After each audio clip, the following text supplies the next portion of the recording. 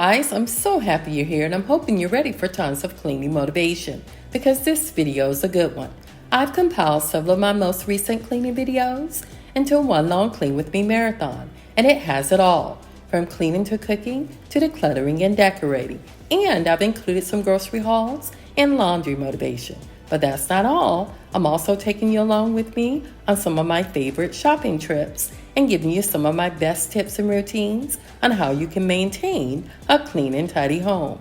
So get your to-do list ready or pop this video up on your TV, tablet, or phone and do whatever you need to get done today while bringing me along as a friend to clean with you. So I hope you enjoy this one and it motivates and inspires you to do some cooking, cleaning, decluttering, and organizing of your home.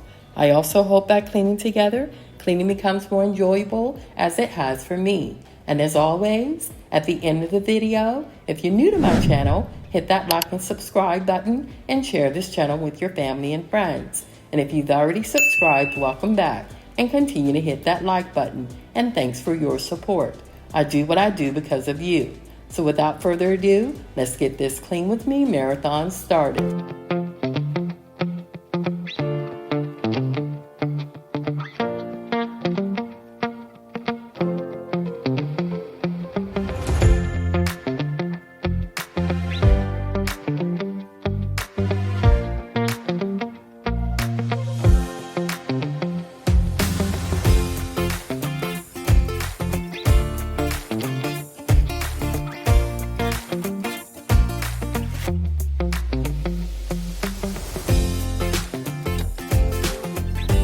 Hey guys, welcome back to Sissy Spaces. In today's video, I'm going to be doing a whole house cleaning of our home, basically resetting our entire house for the week. It did take 3 days to clean the whole house and another 3 days to recuperate from the body aches. It's been a year since I filmed a whole house cleaning motivation video, and now I remember why, because it's a lot. For instance, we're cleaning 5 bedrooms, 4 bathrooms, the family room, kitchen with an eat-in area, formal office and dining room, double staircase with a catwalk, and of course the laundry room with 3 loads of laundry. I hope you enjoy this one, and if so, at the end of the video, please remember to like, subscribe, share, and leave a comment.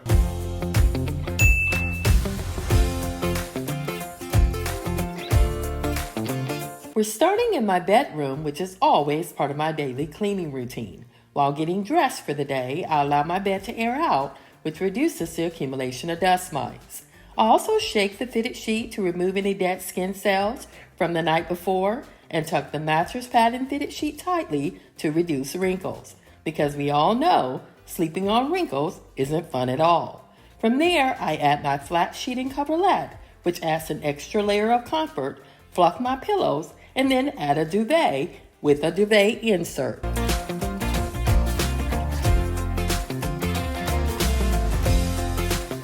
It's important to fluff your pillows. By doing so, you're keeping them soft and comfortable while preventing them from compacting. Also, if your pillows are not adequately fluffed, it can affect your comfort and sleep quality.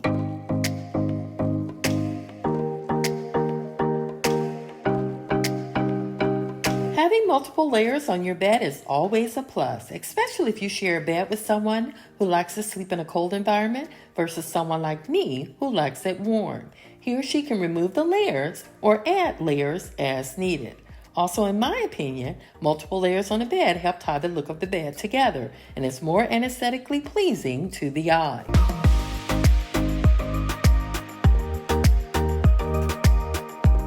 The beige chunky knit blanket, olive green quilt, and throw pillows are recent Target finds. And if you watch the bedroom makeover video, those final touches are added as a substitute for the missing bed frame that I'm still unable to find.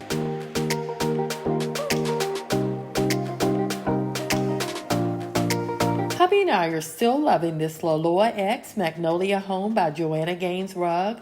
It's soft to the touch, especially when getting out of bed unknowingly in the middle of the night.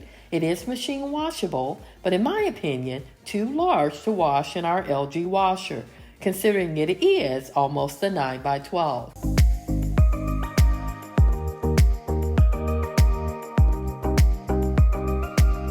part of my routine cleaning is cleaning the stains off me and hubby's vanity mirrors. By the way, this vanity mirror is a Ross's find years ago, and hubby's smaller vanity mirror is from Lowe's. Also today, I will be using all of my favorite cleaning products, including this spray away glass cleaner, which is almost empty, but as you'll see, I'm going to try to use every last drop of this can today.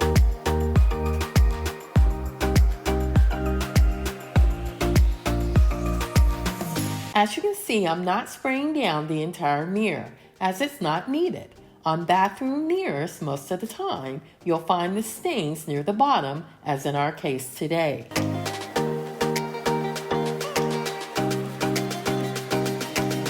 This mirror is the exact same size as the one previously shown, except it's hung vertically in here versus horizontally over the vanity. It's not the same style, but it is another Ross's find. Unfortunately, I'm unable to link it because it's over 8 years old.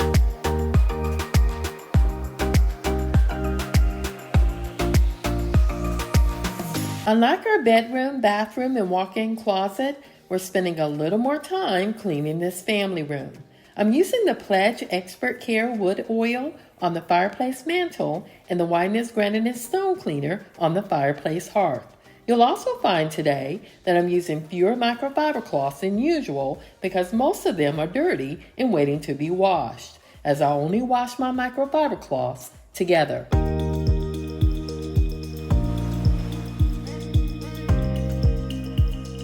I recently noticed some cracks in the grout, which usually happens as the house settles. This house is over 20 years old, so I was surprised to see this. It was an easy and quick fix though, using the grout filler in the tube versus having to mix the powdered grout with water instead. Things have definitely changed in the construction world, making repairs easier and more cost-effective.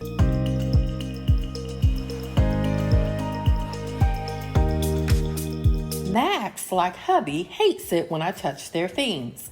Maybe it's because I have a habit of decluttering and donating things that I think are no longer needed. But Max's toy box gets pretty dirty throughout the week, so I stay on top of it by cleaning it weekly and washing his toys monthly.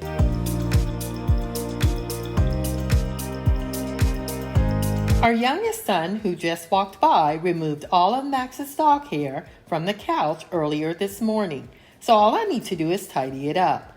I'm also using the Pledge Expert Care wood oil on both of my console tables, and I'm hoping to change to Decor for summer in the coming months.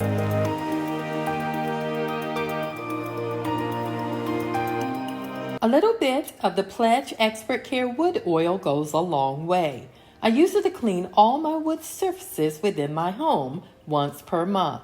It does a great job of conditioning and polishing the wood, and it's more cost effective than most of the wood cleaning products on the market.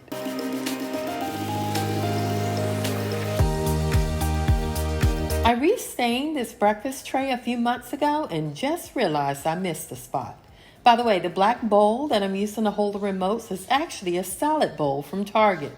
I do want to find something different to use for the remotes, and once found, we'll definitely share it with you.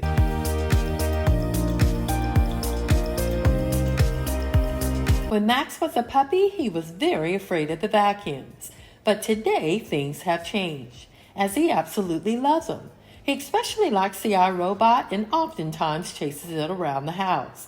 I also think he's in love with my phone, because whenever I'm downstairs recording, he's always looking directly into the lens. By the way, this rug, unlike the one in our bedroom, is from the unique Loom Sophia collection in the color beige ivory and is a 9x12.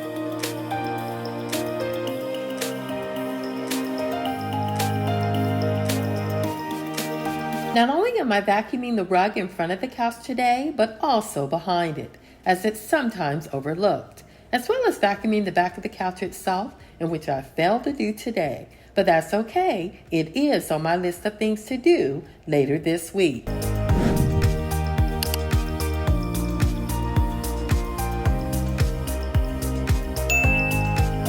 Before washing 3 loads of laundry, I want to clean the laundry room as well as deep clean the washer and dryer.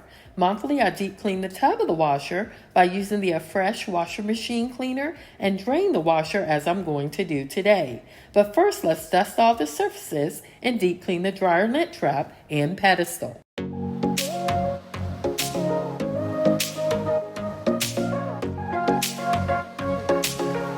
I was planning to show you guys the drip test that I use when determining if my lint trap is clean, but forgot, so I'll tell you. For the drip test, you would place your lint trap under running water, and if the water doesn't flow through it seamlessly, then you need to deep clean and air dry your lint trap.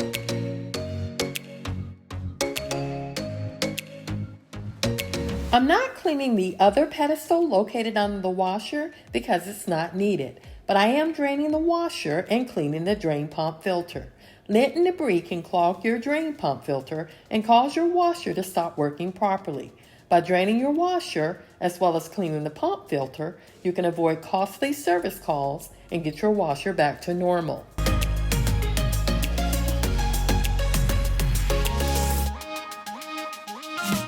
There will be a slight odor of the water, but it shouldn't be dark in appearance. If so, you need to clean your washer by running a hot cycle and/or using a washing machine cleaner, as I do. The odor is caused by the bacteria, stains, sludge, and mold that might have built up inside the washing machine. And as always, dry your soap dispenser compartment, drum, and door to the washer. Also, leave the door slightly ajar overnight, which will allow any remaining water left in the drum to evaporate. By the way, there is a slight change to our cleaning goal for the month of May. In my last video, I said walls, but need to change it to moldings. As of today, our attic insulation project is on hold because the installers are unable to get a 30-foot ladder up the pull down stairs and into the attic. So the contractor, along with the installers, are trying to come up with a plan as how to insulate the highest ceiling in the attic. As such, we'll clean the moldings for the month of May and hopefully the walls in June. A few days ago, I finished washing and storing away all our winter coats. So today, I can focus on cleaning and dusting all the closets. This is where we keep our boots used when cleaning the yards, so these shelves get pretty dirty during the spring, summer, and even fall months. And of course, I need to vacuum this coat closet in order to remove all the dust and dirt that has fallen from these shelves, as well as blown in from this garage door.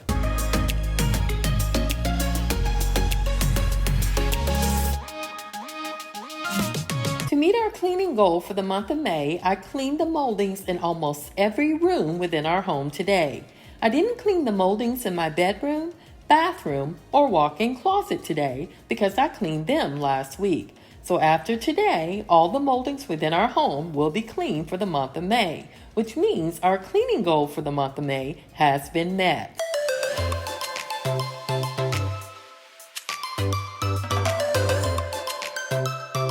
In the kitchen, I want to focus on cleaning all of my large and small appliances, the counters, sinks, and the floors. I'm using the Wyman stainless steel cleaner, which does a great job, in my opinion, of polishing, protecting, and resisting fingerprints, watermarks, and grease, while also repelling dust and dirt.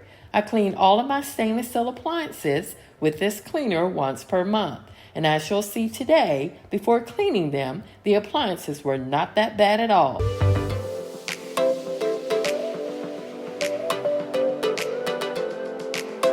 I had planned to clean inside the dishwasher as it is stainless steel on the inside as well as the outside. I also wanted to clean the filter, but my oldest son started a load before I could. Later that evening, after the load was done, I did clean the filter as well as polish the stainless steel components inside the dishwasher.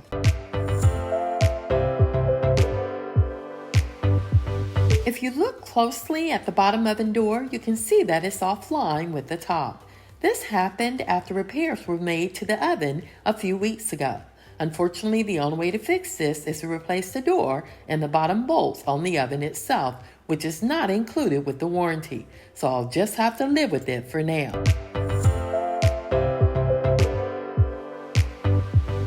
Our oldest son cleaned the cooktop after breakfast, So all I needed to do is polish the stainless steel components of the cooktop as well as the knobs in surrounding areas. I also want to clean the toaster crumb tray, which can become a fire hazard if not cleaned regularly. And if your toast burns, even on the lowest setting, that means it's time to clean your toaster, which is pretty easy. You can simply shake the entire toaster over an open trash can, but be sure to remove and clean your crumb trays first, as I'm doing today.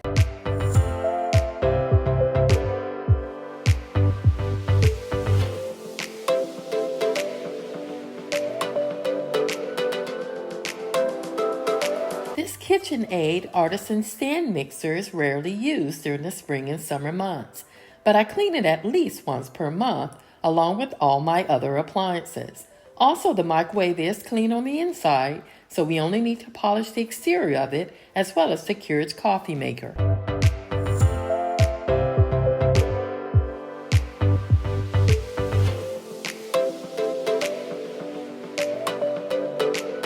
I would usually spray down this sink with Dawn Power Wash, but decided to use Dawn dish detergent instead to clean it.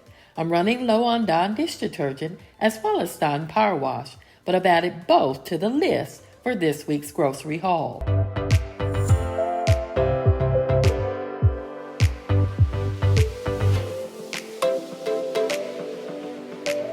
To fully clean this kitchen sink, I remove the rubber gasket to the garbage disposal and clean it as well. I rarely need to use a cleaning product to clean the garbage disposal because we rinse our dishes before placing them in the dishwasher and clean our sink every day.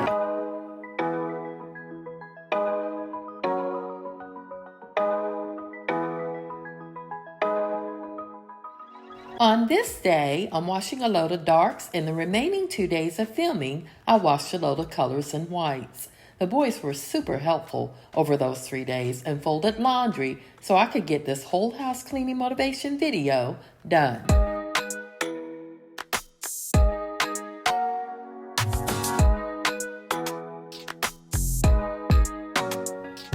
Instead of using the Weinmann's Granite & Stone cleaner to clean these kitchen countertops, I've decided to use the non-bleach Clorox wipes instead. I alternate between the two as the granite cleaner conditions the granite while the Clorox wipes disinfect it.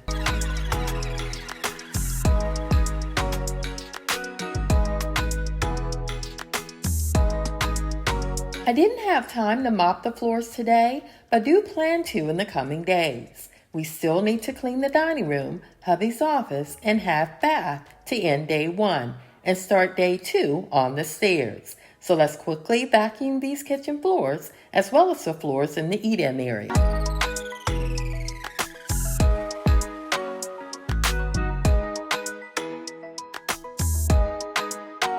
Most of the stuff in this vacuum is from the carpet in the family room and from the floors in the coat closet and by the garage door.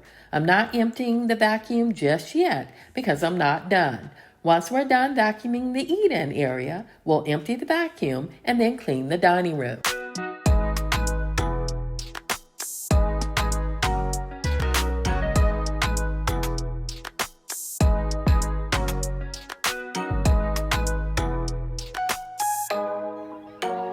By the way, how's the weather in your area? It's been raining and cloudy this past week with more rain expected today. I'm not complaining but enjoying this cool weather before the heat rolls in. They don't call it Hotlanta for nothing. It's also nicknamed Hotlanta because of the fun and exciting social scene, which I am no longer a part of. I'll take some popcorn and a movie night on my couch any day of the week versus what's happening in these streets.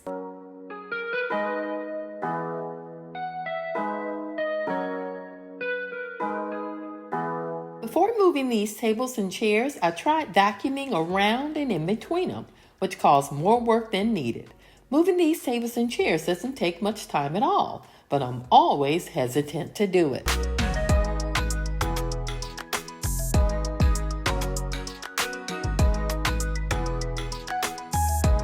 We're not using the Swifter to clean the canister today, as I only do that once I'm done using it, and we are definitely not done with it for the day. Before cleaning the dining room, I need to refill the hand soap in the Dawn dish detergent glass containers, which are Amazon purchases I made years ago.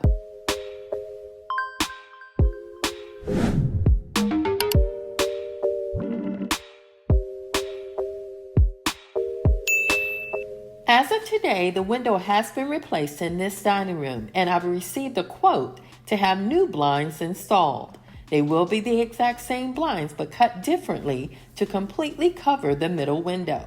These set of blinds didn't completely cover the middle window, which always bothered me. Also, I didn't include the install of the window today, but will include it in next week's video.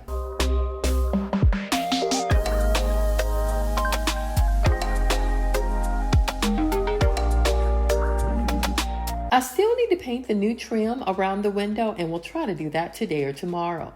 The old trim had rotten out due to the gap between the window and the frame of the home. Also, by the end of the video, I should have an answer as to what is happening with the attic installation. The contractor along with the installer will be meeting with me tomorrow between 9 and 10 to discuss the project. So please watch the entire video to hear the results.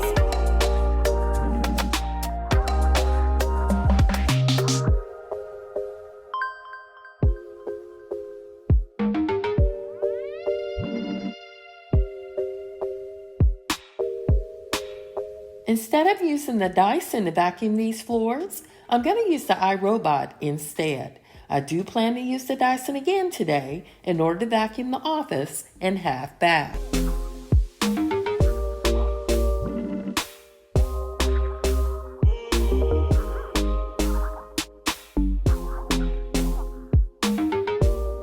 In hubby's office, I want to clean all the surfaces first, then use Pledge Expert Care to clean, condition, and polish his desk. We're also going to use the Wyman's leather wipes to clean his leather chair, dust the bookcase, and vacuum the floor.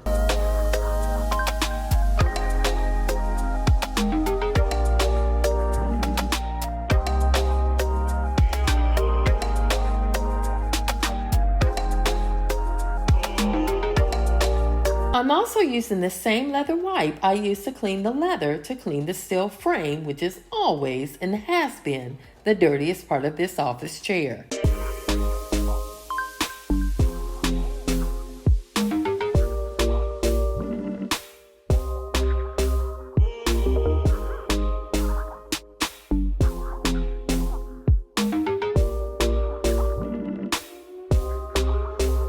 The next time I plan to decorate this bookcase is either when I decorate for fall, or I may wait until I decorate for Halloween.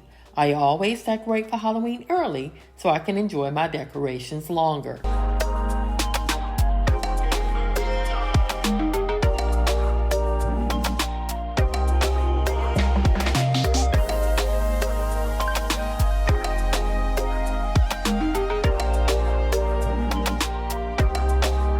I feel nothing but pride when cleaning me and hubby's shadow boxes.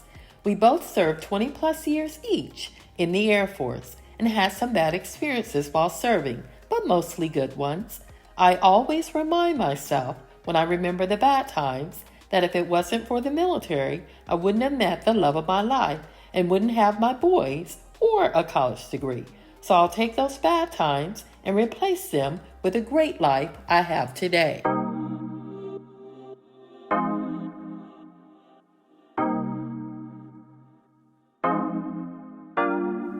I still haven't figured out this cord situation.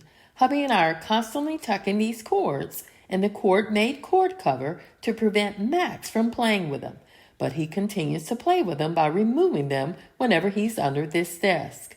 One day we'll figure it out, but it's not a priority at the moment.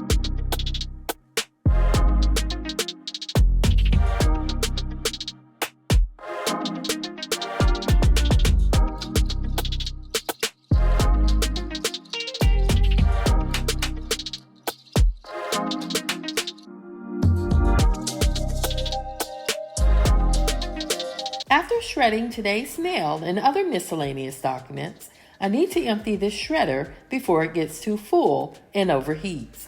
I tried placing a bag in the shredder to make emptying it easier, but it has this automatic shutoff that prevents it from starting whenever anything's near it.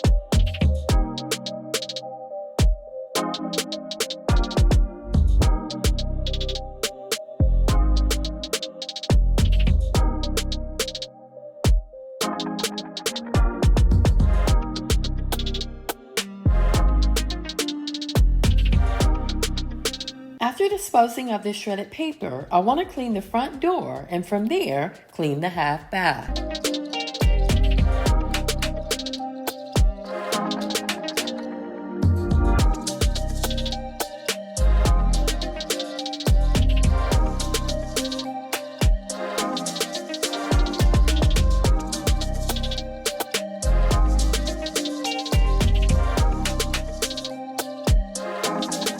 There's also not a need to vacuum the foyer because the iRobot has it covered.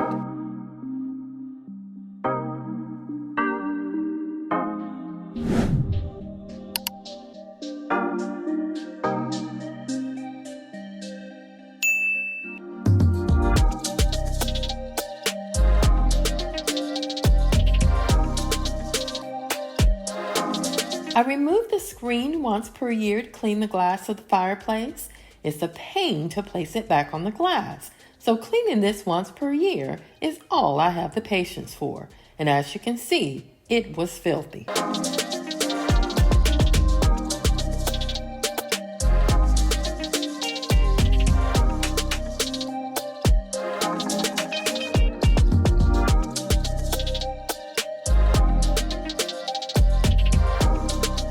I need to wipe this hearth down once again after replacing the screen. After that, we'll clean the half bath to end day one of cleaning this whole house.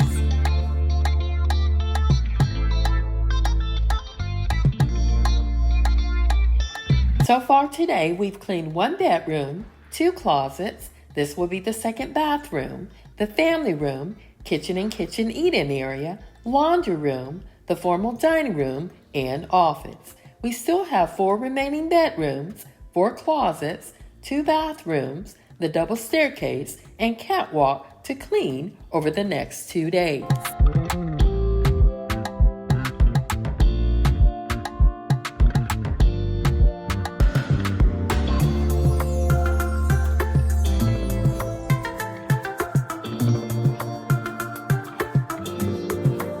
This half bath is really simple to keep clean, and I do this by deep cleaning it once per month and quick cleaning it once per week, as I'm doing today. Again, I'm not mopping the floors in here today, but did a couple of days before this video aired.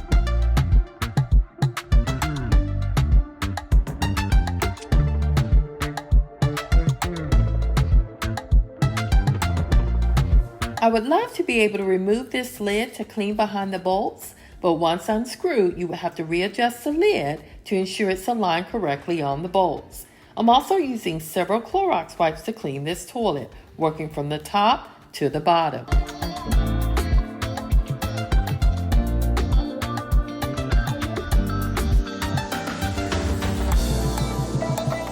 This is a clean towel that was recently washed, so I'm going to rehang it and from here fill the soap container with my favorite aloe vera hand soap.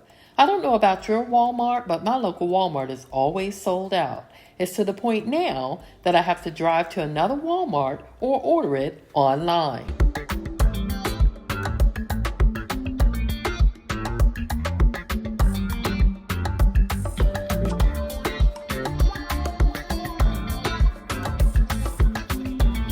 Again, we're cleaning the moldings for this month's cleaning goal. So after dusting this magazine rack, we'll dust the moldings and then take out the trash.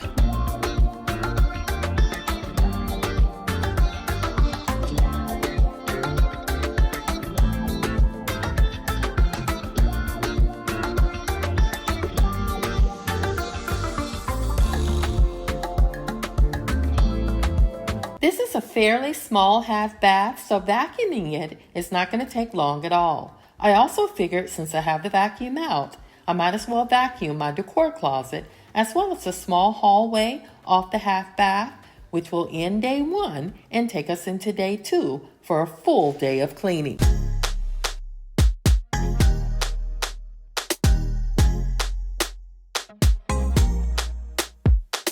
Day 2 is here, and as you can see, we're cleaning the double staircase. These stairs are 47 inches in width and 10 inches deep. So if you have large feet like hubby and the boys, you can easily go up and down them. I was also told that the width of these stairs were not standard, but an upgrade when this house was being built by the first owner.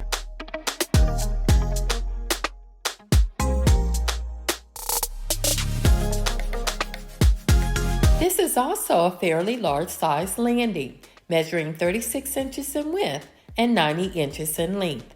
I maintain these stairs, the landing, and the catwalk by using a Swiffer and vacuum to clean them at least once per month, and I mop them every 3 to 6 months.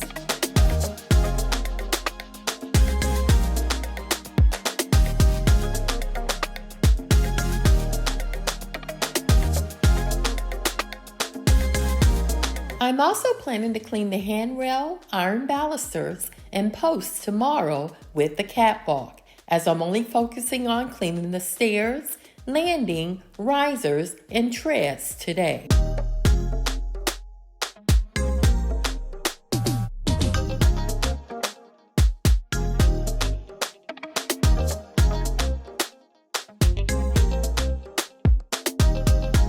To finish cleaning these stairs, we need to dust all the treads and the lanterns, and once the lanterns are replaced, we can begin cleaning the first of the 4 remaining bedrooms located upstairs.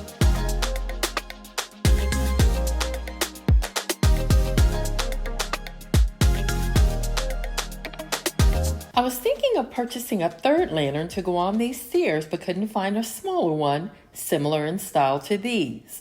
When decorating for Christmas, I love placing twinkle lights in here, which are so much fun. Anyway, back to reality. In this upstairs owner suite, which is used by my oldest son, I want to clean all the surfaces, tidy his bed, and vacuum.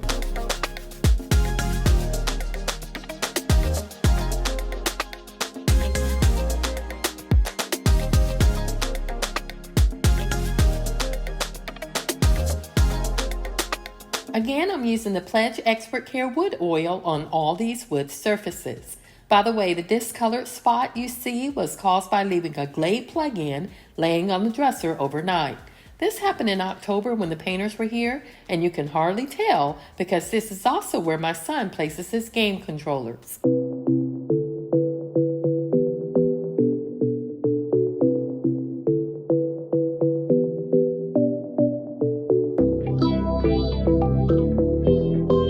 Tidying my son's closet is very easy and quick, as he keeps it pretty neat on his own, but I still like to dust it at least once per month, as well as vacuum and mop the floors.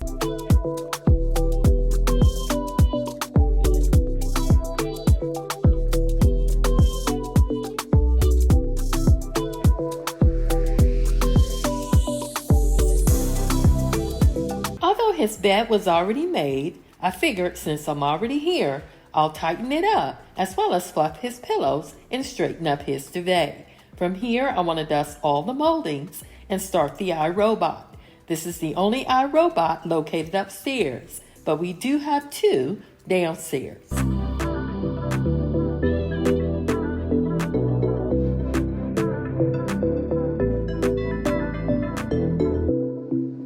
It seems I will need to vacuum his room after all, because the iRobot immediately left the room, and when this happens, it only returns when it's low on power. So after I'm done dusting, I'll grab the Dyson from downstairs and vacuum his room, and from there, we'll clean his bathroom.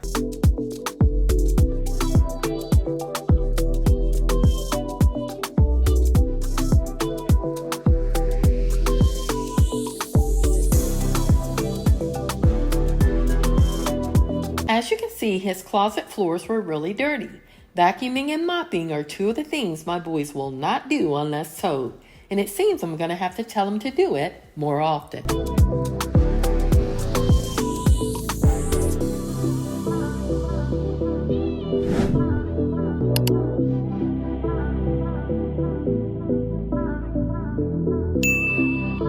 In here, we'll dust and clean his sinks with my vinegar mixture, countertops and tub with Clorox wipes, and we'll use the spray away glass cleaner on his shower doors. we're not using the power drill in the shower today because we're cleaning the surface of this bathroom only versus deep cleaning it.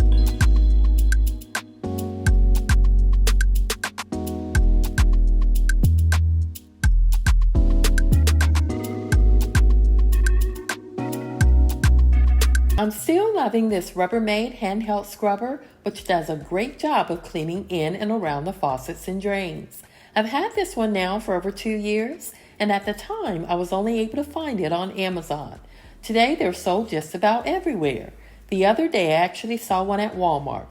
I'm not sure if it was a new item at the store or what, but it was my first time seeing it in my local Walmart.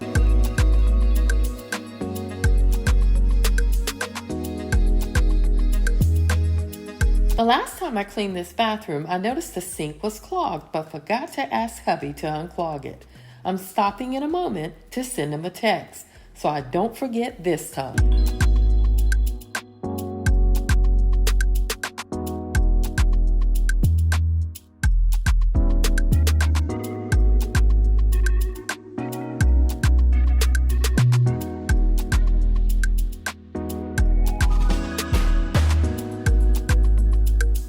I'm thinking I need to purchase another electric toothbrush for my son so he can dispose of this one. But first I'll check with him to see if he'll use it, because I think he prefers the manual one over the electric one. He also has a water pick, so the electric one may go to waste.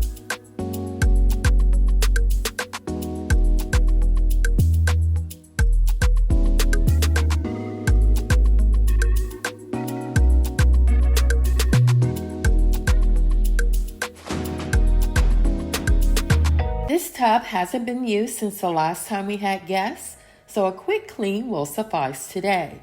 To clean it, we'll dust it first with the Swiffer duster, then disinfect it using these non-bleach Clorox wipes.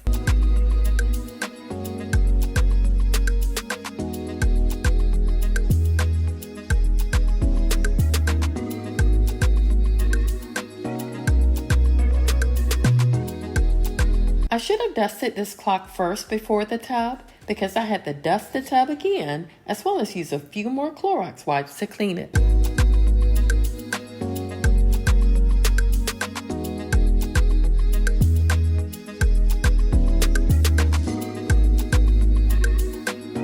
As mentioned before, we're not deep cleaning his shower today, but doing what I call speed cleaning the surface only. I'm using the spray away foaming glass cleaner to clean the glass shower doors, and we'll rinse the shower walls and floor.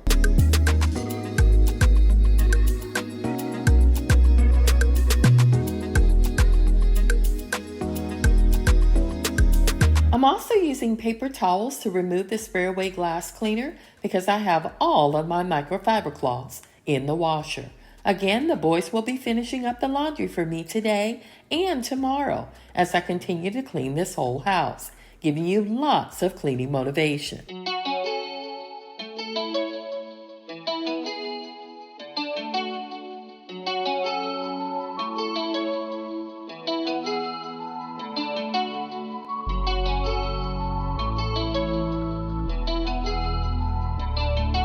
It's now time to clean his toilet room, or water closet as some may call it.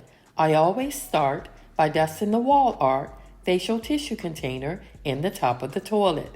And instead of using spray cleaners, I only use Clorox wipes to clean and disinfect it. We have a septic system, so no products are used to clean the toilet bowl. I use a scrub brush only and follow it up with a flush.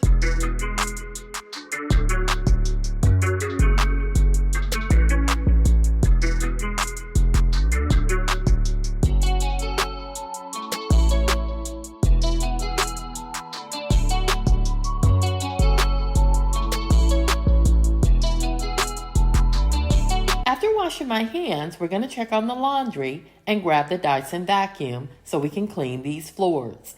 The iRobot is currently vacuuming my youngest son's room, which will be the last room cleaned today. After today, we're starting early tomorrow, cleaning 2 additional bedrooms and closets, a full bathroom. We'll then finish the stairs and deep clean the catwalk.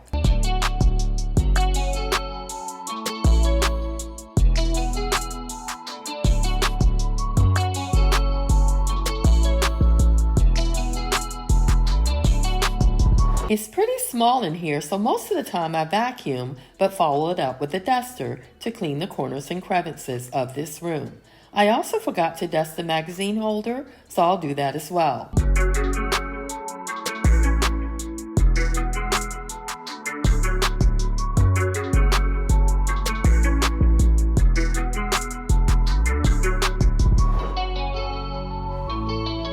This is my youngest son's room, and in here, we're going to dust and clean all the wood surfaces with the Pledge Expert Care wood oil. We're also cleaning his walk-in closet, as well as organizing it a little bit.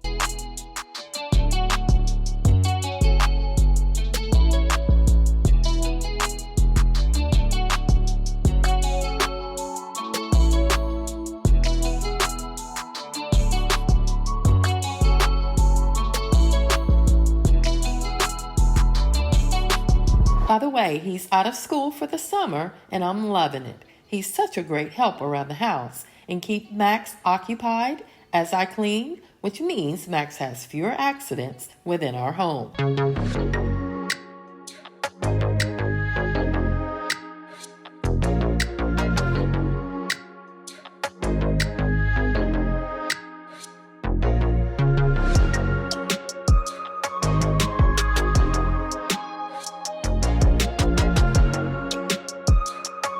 I met with a contractor and installer today, and unfortunately they are unable to insulate the attic ceilings as they are too tall.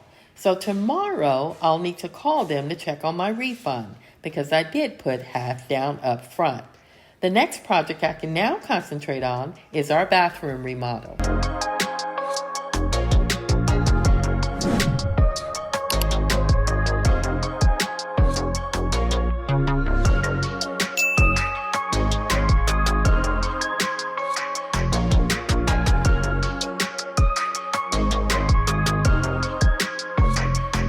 All the surfaces except his footboard have been dusted, we can clean and organize his closet.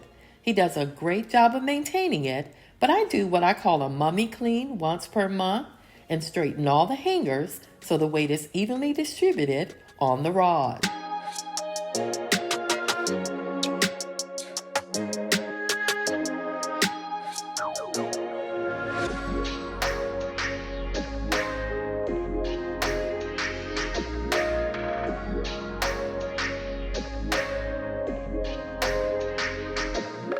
Again, I'm using the Pledge Expert Care wood oil to clean and polish his dresser. We'll then dust his footboard and tidy his bed before calling it a day. Tomorrow we'll finish our whole house clean by cleaning the guest room, gym, remaining 2 closets, and the full hallway bath.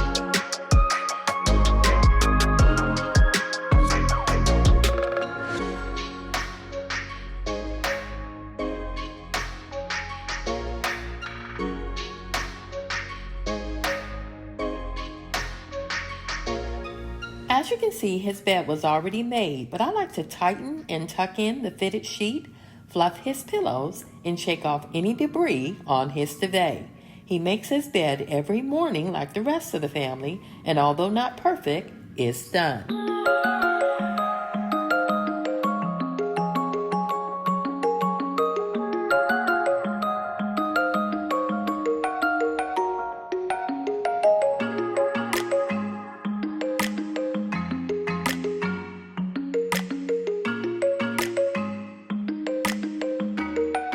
It's day 3 and I'm so happy it's here. On this day, we finished cleaning the whole house, cleaning the guest room that I'm in now, the gym, hallway bath, and we finished deep cleaning the stairs and catwalk. I was pretty tired by now because my body's used to cleaning all day and maybe some light cleaning on a second day, but not 3 full days of all day cleaning. But surprisingly, I got it done.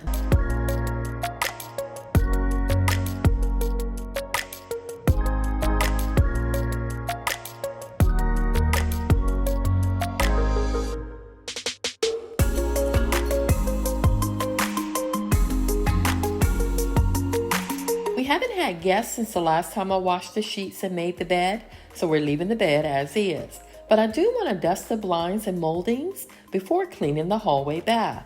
I don't need to vacuum because the iRobot vacuumed this room as well as the boys' room yesterday, and these floors look pretty clean.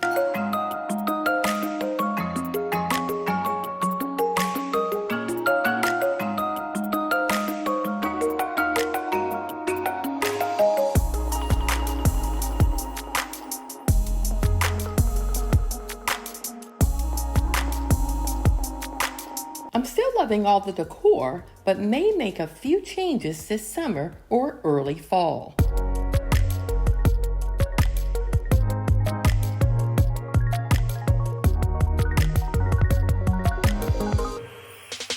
In this hallway bath, which is primarily used by my youngest son and guests, I want to dust the light fixtures, moldings, and linen closet, clean the vanity mirrors, shower, toilet room, and then vacuum the floor. From here, we'll clean the gym and finish our whole house clean with the stairs and catwalk.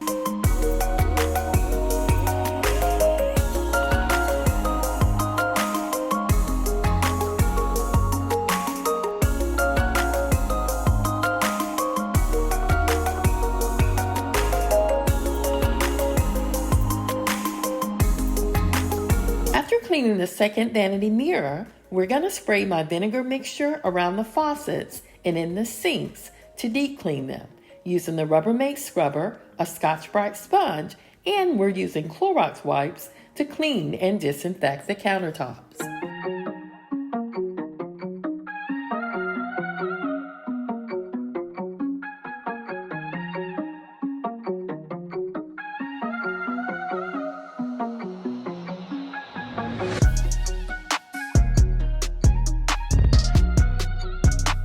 We're using the same products and tools on this second sink as we did on the first. A mixture of Dawn dish detergent, cleaning vinegar, and water with the Rubbermaid scrubber, a Scotch-Brite sponge, and Clorox wipes.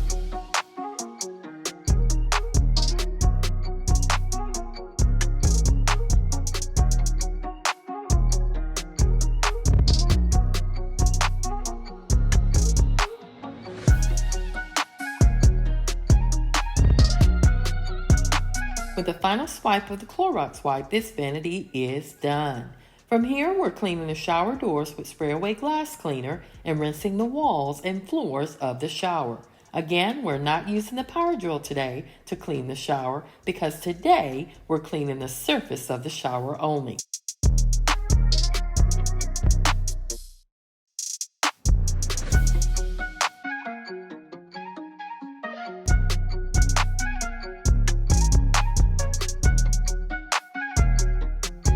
Usually, I wouldn't use spray away glass cleaner on the exterior of the shower doors because most of the time there aren't any stains. But today, the bottom exterior of this shower door was filthy.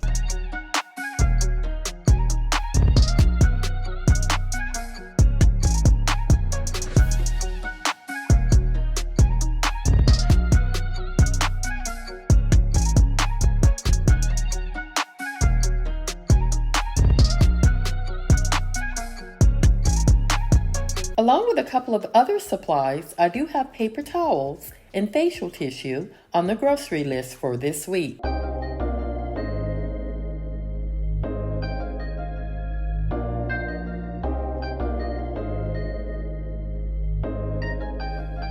I forgot to wear gloves when cleaning this toilet, but it wasn't bad at all. It seems as if my youngest son had already cleaned it. He usually does this if I tell him I'm filming his bathroom.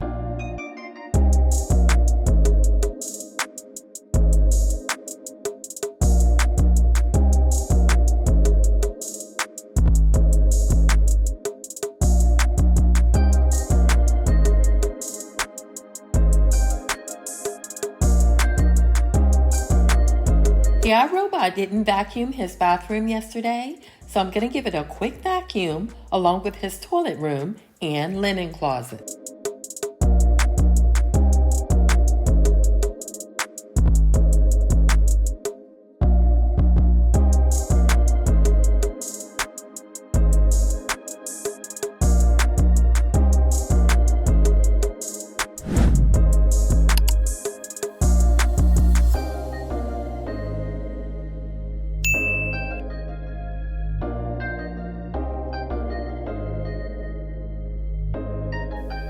I want to get started on the catwalk by dusting the moldings and treads. And I'll finish cleaning the catwalk and staircase once I'm done cleaning the gym/hobby room.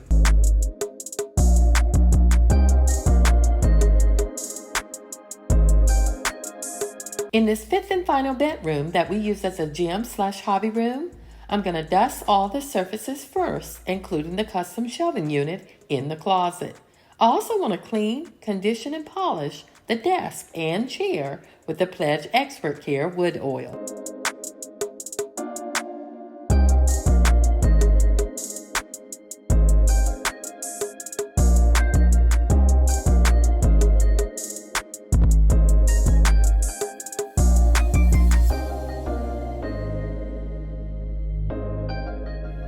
I'm not removing anything off the shelves as hubby has already arranged them to his liking, but I am dusting around them and removing some items off the floor to dust underneath.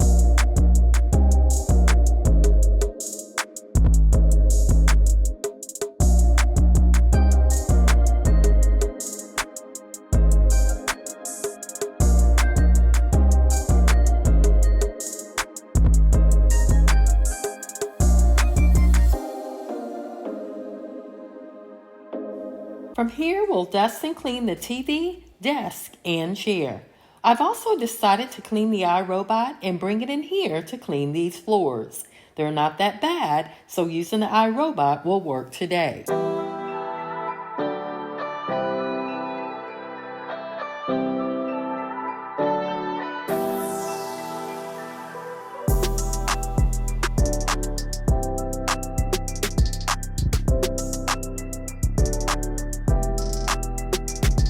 Surprisingly, this room does get pretty dusty, which requires me and the rest of the family to dust it often.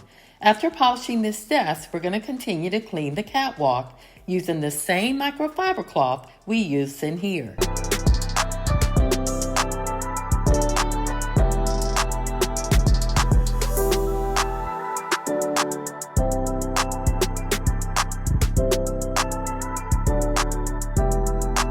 This is where the deep cleaning comes in, cleaning these iron balusters. The middle ones have a ball-like design which trap a lot of dust. So monthly I like to come up here along with the ones on the stairs and wipe each one down, taking care to remove the dust in between the grooves of the ball-like design. I'm also wiping down the handrails and posts.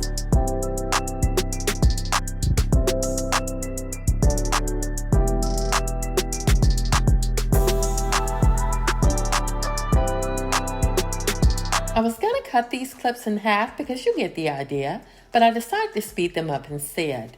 Once done, we'll turn on the iRobot so it can vacuum the gym/hobby room while I vacuum this catwalk.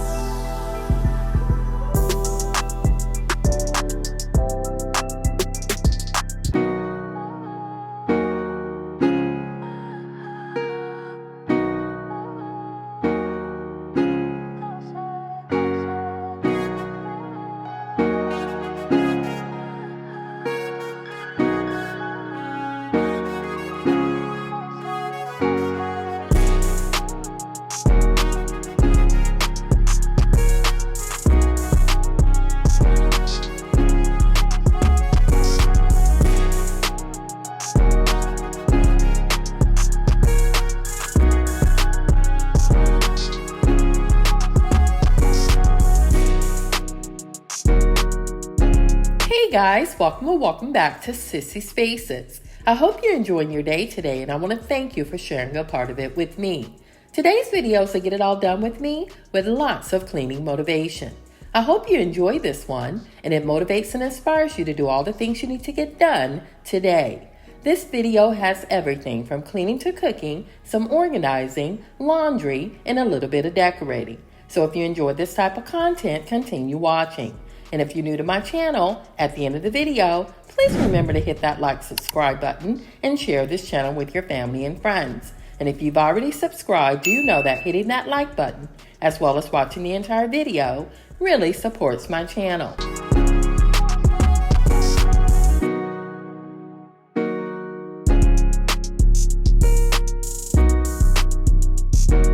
We're still working on our cleaning goal for the month of April, which is deep cleaning all the windows within our home. But I'm happy to announce, after today, that goal will be met. The cleaning goal for the month of May is walls. First, we'll dust them, starting today, and then clean them using the Zep Foaming Wall Cleaner later this summer.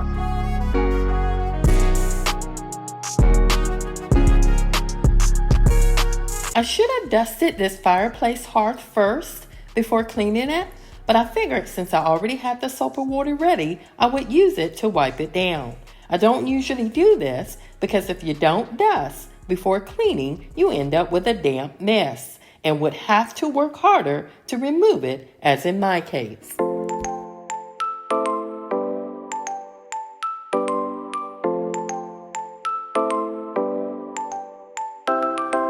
Yesterday, I was up late stressing about all the things I needed to get done today. But then I remembered a technique my therapist mentioned, which is write it all down. And that's exactly what I did. So in today's video, I may seem as if I'm all over the place, but I'm actually checking things off the list. And I'll share this list with you throughout the video.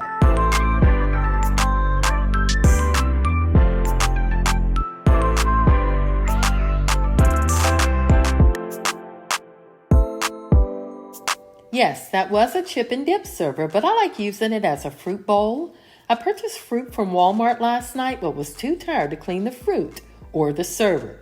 So those items were on my list of things to do today, as well as watering the flowers in the garden that I planted last week.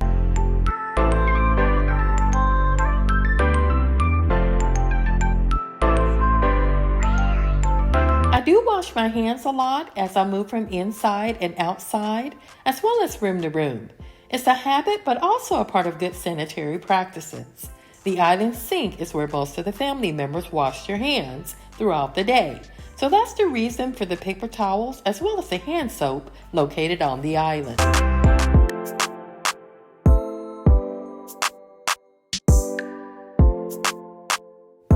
The family and I do plan to clean, declutter, and organize the garage. Last year, we moved our storage cabinet to the shed because we had plans to build custom storage shelves in its place. Well, those plans were put on hold due to budget constraints. We decided to use those funds to replace the window in the dining room and old insulation in the attic. Our plans for the garage now are to return the storage cabinet to its original spot and organize it, which will be shown in a later video.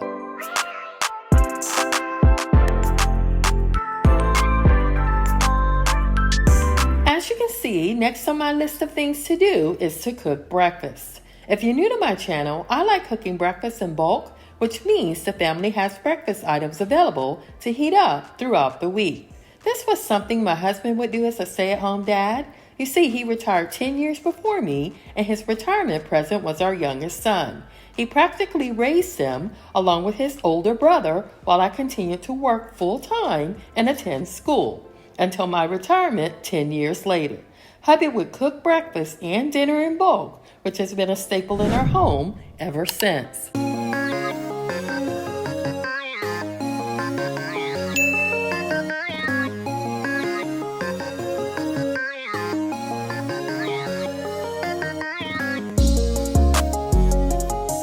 The boys and I love scrambled eggs with cheese, but hubby not so much. He prefers hard-boiled eggs, so instead of cooking all the eggs at once, usually a dozen, I would set aside a few for hubby to boil later.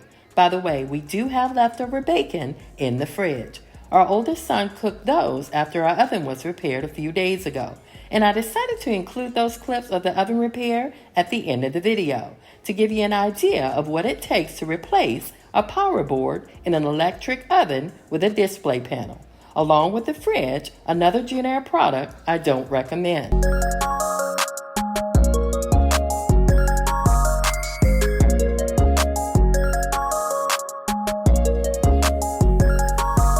Our chicken-flavored grits are done, which means we can concentrate on the scrambled eggs. I like to stir my scrambled eggs and cheese until it becomes a solid. Some may consider this to be overdone, but when finished, according to the family, the eggs turn out great every time.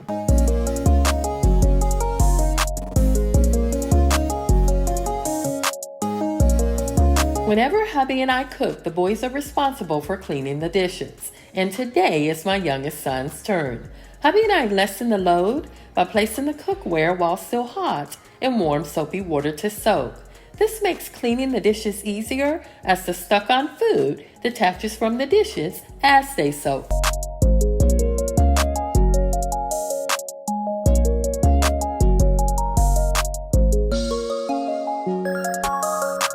It was so satisfying checking things off the list as they were done.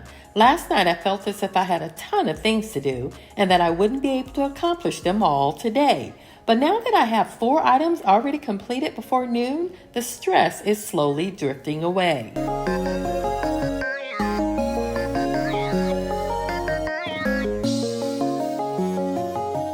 All of the jackets on this top rack belong to hubby, so I only need to hang things here maybe once or twice per year. But as you can see, the struggle is real for us vertically challenged folks.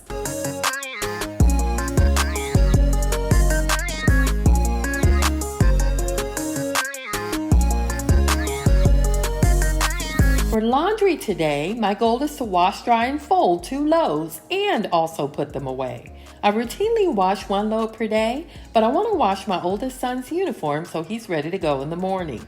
And as always, I'm using the Gain powdered detergent, dryer sheets, and firework beads, as well as white distilled vinegar and borax. I also like using Lysol disinfectant spray to disinfect my laundry baskets and Shout stain remover to pre-treat stains.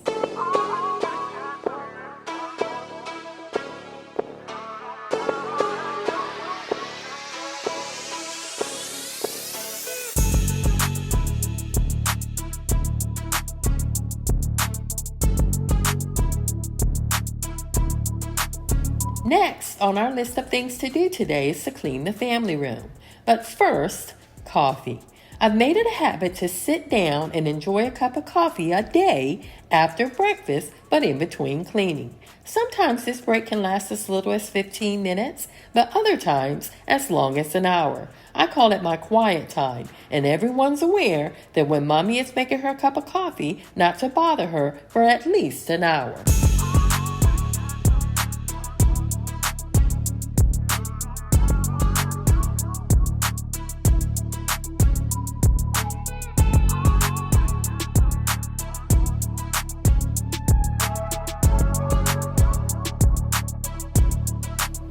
There is a process to prepare my coffee, and I take my time doing it. I consider this to be a part of my quiet time and a part of my morning routine.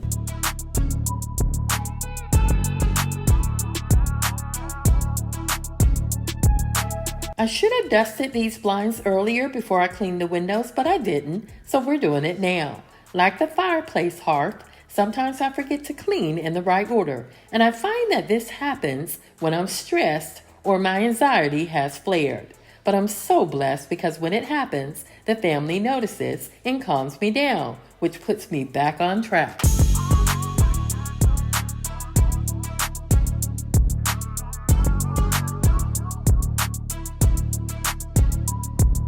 Along with cleaning windows today, I'm also dusting the moldings in the family room and kitchen. In January, we cleaned all the moldings within our home as part of our monthly cleaning goal. But I still clean moldings in the other rooms anyway, because we all know dust, dirt, and debris is never ending.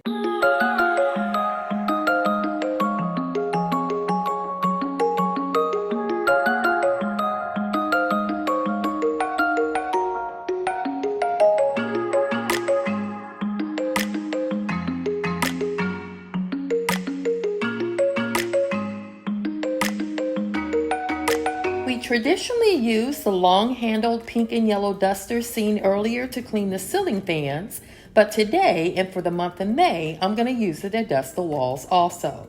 Hubby purchased this tool years ago from Lowe's and extends up to 18 feet. Along with this tool, I'm also using the Swifter Duster to assist.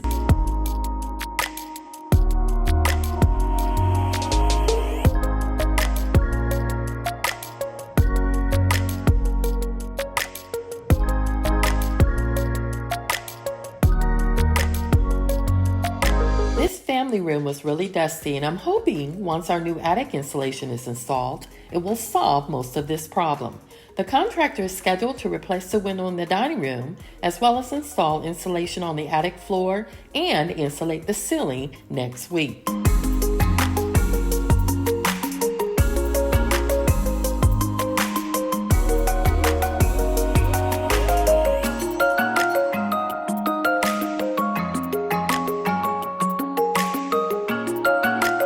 After changing the Swifter duster head, we're going to finish cleaning the family room and continue to check things off the list.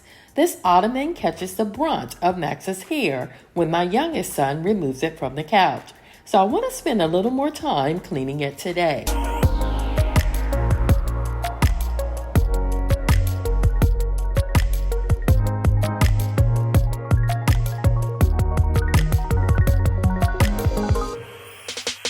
As I mentioned earlier, my youngest son did remove most of Max's hair from the couch this morning, but I still like to vacuum it at least once per week. In my opinion, you should vacuum your couch every week or two to keep the germs at bay, because mattresses and upholstery are the ideal places for the accumulation of dust, mites, and allergens. Along with removing dust, mites, and allergens, vacuuming your couch regularly also prevents unpleasant smells.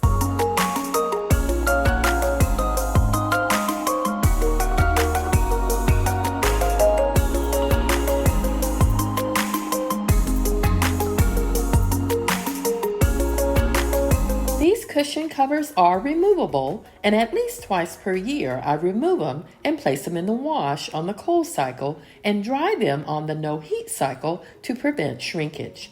If you are in the market for a sofa, I highly suggest you purchase one with removable covers and are stain resistant, which will save you a lot of money and time from future replacements. And if you have pets and or small children, I also suggest a sofa darker in color.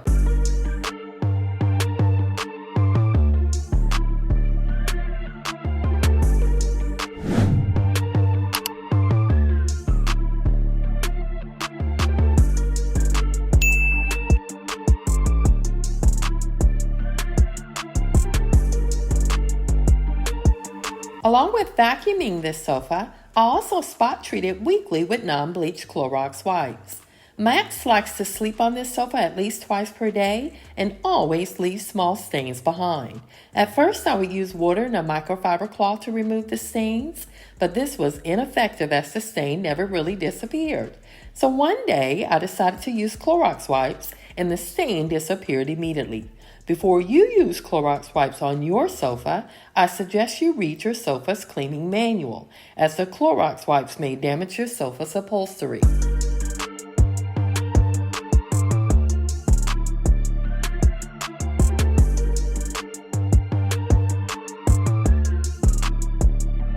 By the way, if you like choppable pillows as much as I do, these feathered down inserts and pillow covers are from Amazon. And a quick tip for fluffier pillows is to purchase the insert one size larger than the pillow cover itself.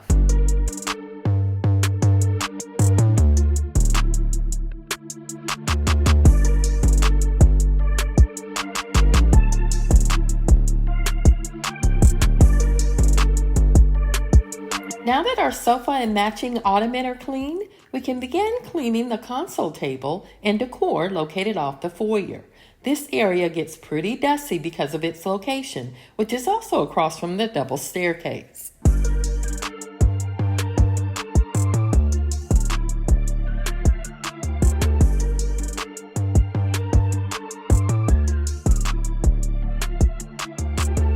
There wasn't a need to use a cleaning product on the mirror as there was only dust and no stains.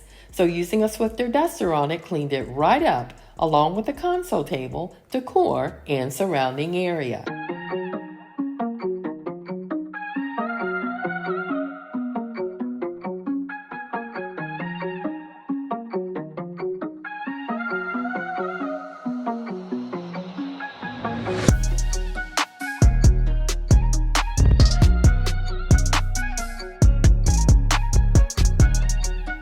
It was so satisfying seeing how dirty the Swiffer duster was that it motivated me to continue dusting the rest of the moldings below the staircase.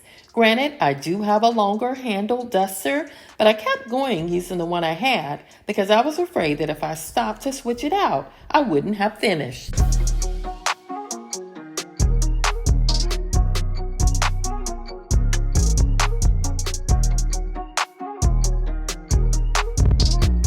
I did stop to give Max a little mummy time and a treat. He was ready for his second nap of the day and also wanted a little attention. After receiving both, a little while later, he was down for his second nap of the day, which lasted 2 hours.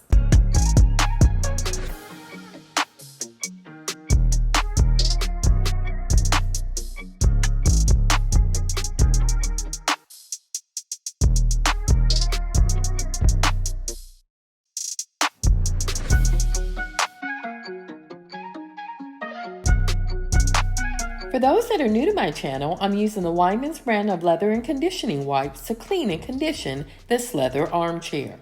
I also use these same leather wipes on our leather coats, shoes, and my leather purses. I like using these wipes versus the spray because I'm able to control the amount of product I use, thus saving me time and money.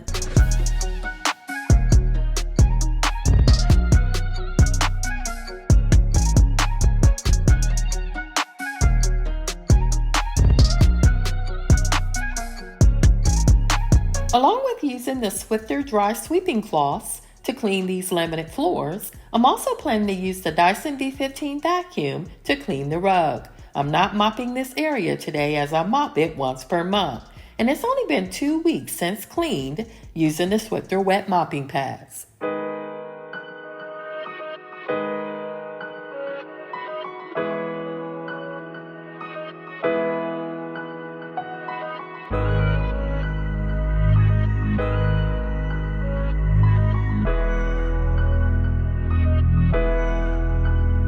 This cowhide foldable stool was a HomeGoods find a few years ago.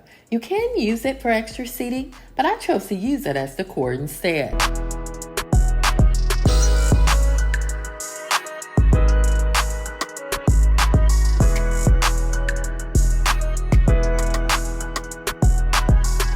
As you can see, these floors were dusty and dirty.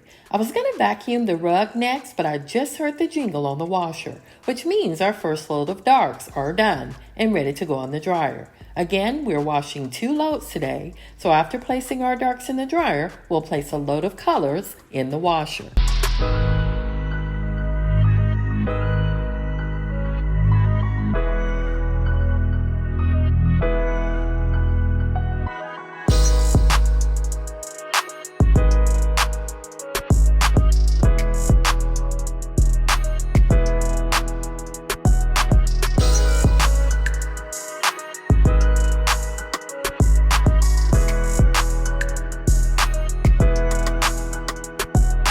Again, for my new subscribers, I'm using game powdered detergent, dryer sheets, and firework beads, as well as white distilled vinegar as a substitute for fabric softener and bleach. I also use borax, which is in the red top container, as a deodorizer, and shout to pre-treat and remove stains.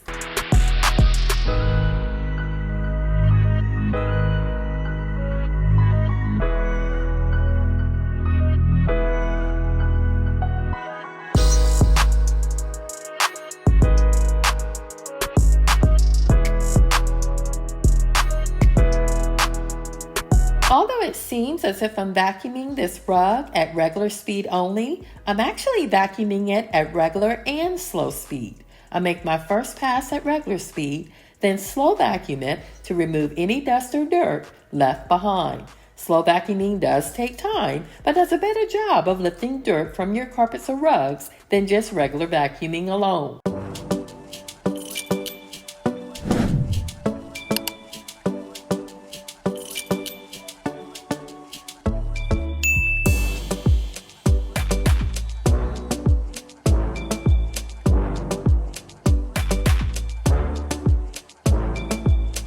Your time is very important to me, so I sped up the vacuuming clips to 2 times the speed to give you an idea of how long it takes for me to regular and slow vacuum this rug.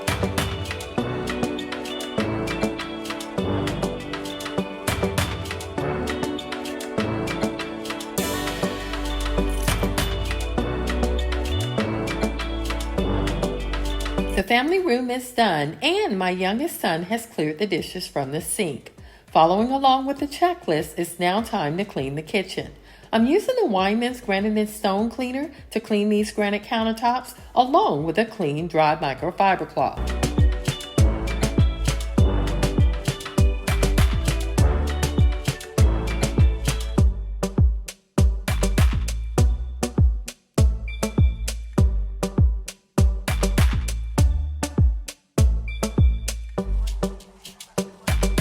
This is a 9 by 12 island, so I clean it in sections to ensure the entire surface has been touched. I actually make 2 passes over the entire island, but for the sake of time, I'm only showing you 1 pass.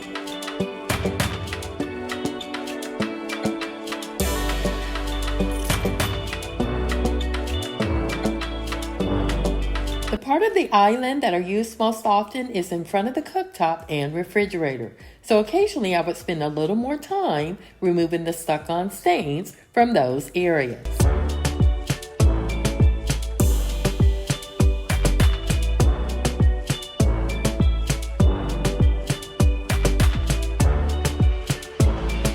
On occasion, I would spray down this cooktop with Dawn Power Wash and use the Scrub Daddy sponge to clean it. Surprisingly, it's not as dirty as I thought it would be, so I'm using a few non-bleach Clorox wipes to clean it instead.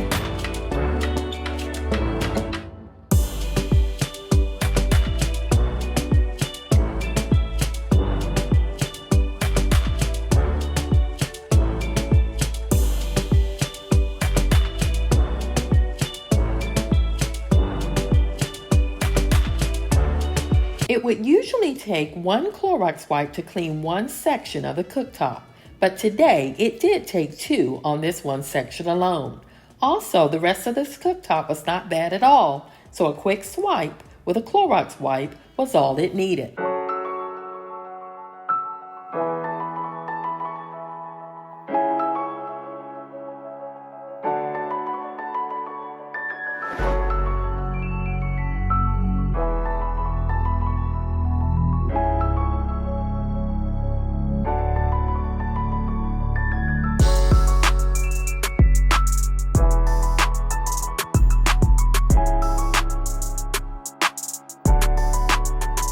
We're not cleaning the toaster or air fryer today, as the boys cleaned those a couple of days ago.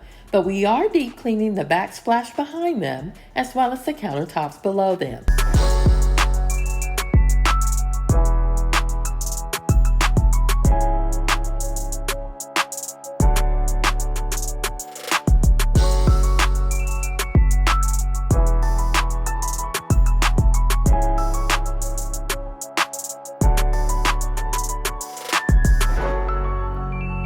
As I'm cleaning these countertops, I want to wish a happy Mother's Day to all my mothers and single fathers out there. Because if you are a single father, you're a mother too.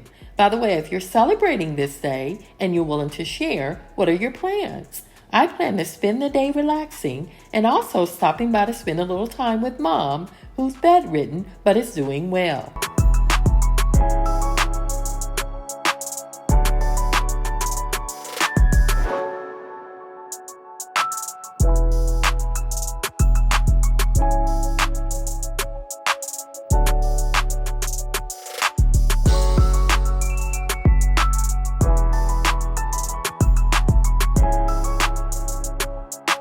I would usually spray this stainless steel sink down with the Wyman stainless steel cleaner, then wipe it clean. But I decided to forego that today and use the same microfiber cloth used to clean my counters to wipe it clean. This sink is used so often as it's clean, so a quick swipe is all I'm giving it today.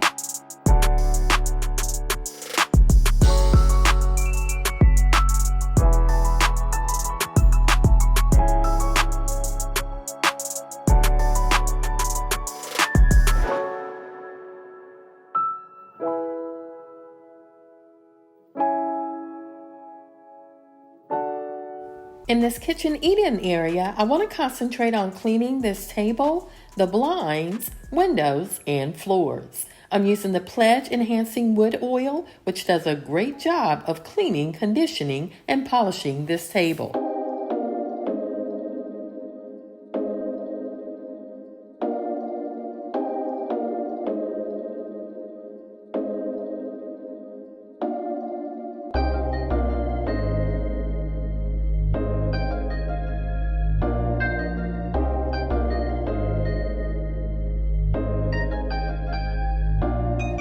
I filled this sink with warm water and added Dawn dish detergent in order to clean these windows and window casings. This window is what you would call a full view window or picture window, as some may call it. It's great for letting in the maximum amount of light, and I would have loved to install these windows throughout our home. But our homeowners association requires that all windows, on the front of your home at least, have these slats between the glass, as you'll see on this second set of windows facing the back of our home in a minute.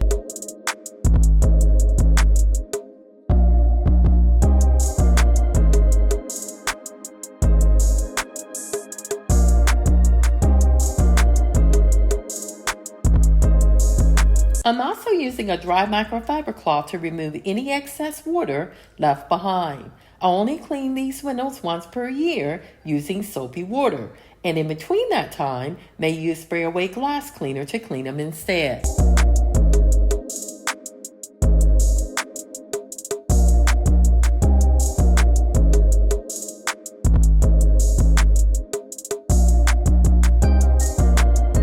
Once we're done cleaning these last set of windows, we've completed our goal of cleaning all the windows within our home for the month of April. Yes, it did spill over to May, but what's most important is that it's done. And we started on our cleaning goal for the month of May by dusting the walls in the family room. And yes, our May goal may spill over into June, but that's okay. As the saying goes, slow and steady wins the race.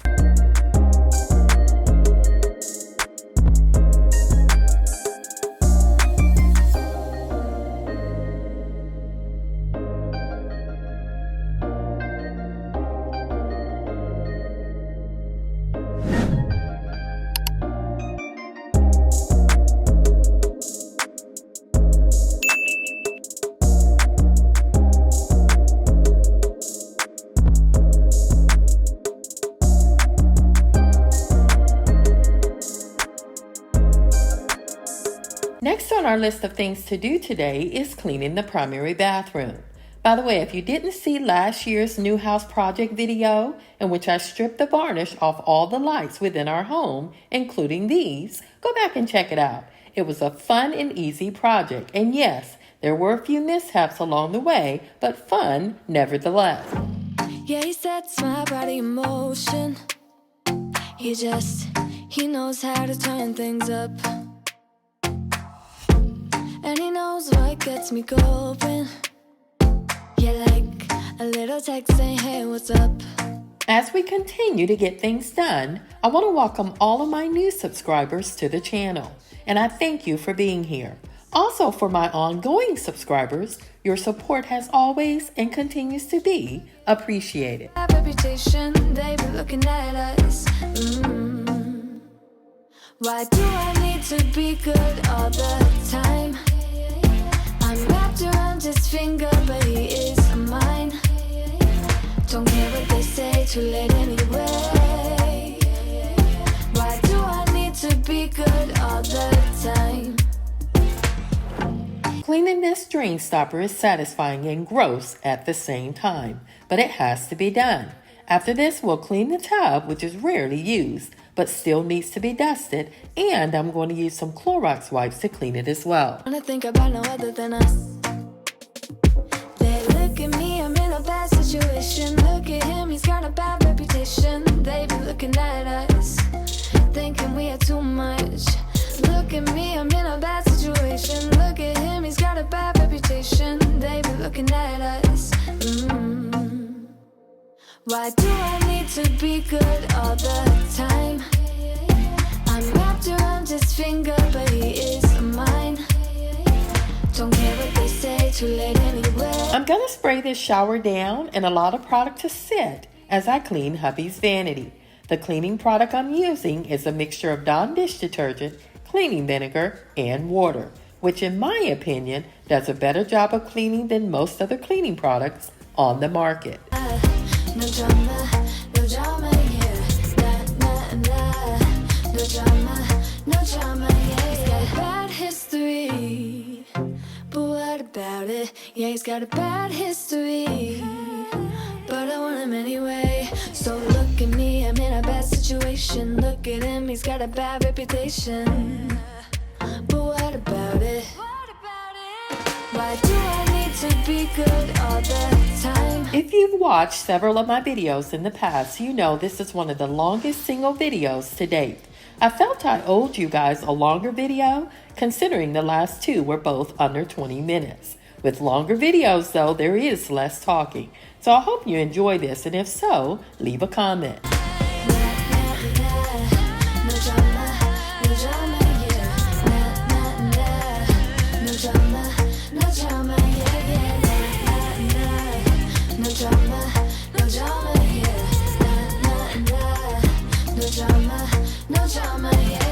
Up next is the water closet or toilet room, as most would say. I usually clean the shower before this room, but I'm planning to take a break before tackling that shower because it has always been and continues to be a lot of work.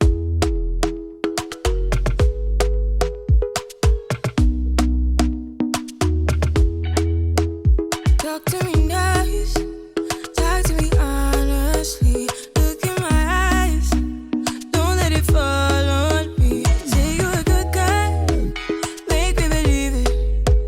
Don't wanna hear it, I wanna see it. See how rewind when we rewind. I prefer using Clorox wipes to clean the toilet, and I usually wear gloves but forgot to put them on today. Know how to make me feel right. I can't help got this sweet talk. I'm already on my way. I'm pulling up, don't be late. I'm cutting through all the lanes. Sweet talk. You need to say less to me. No need for no flowers, babe. I'm already on my way, on my way. Why you blushing? Yeah, sweet concussion. Oh, you miss my touching.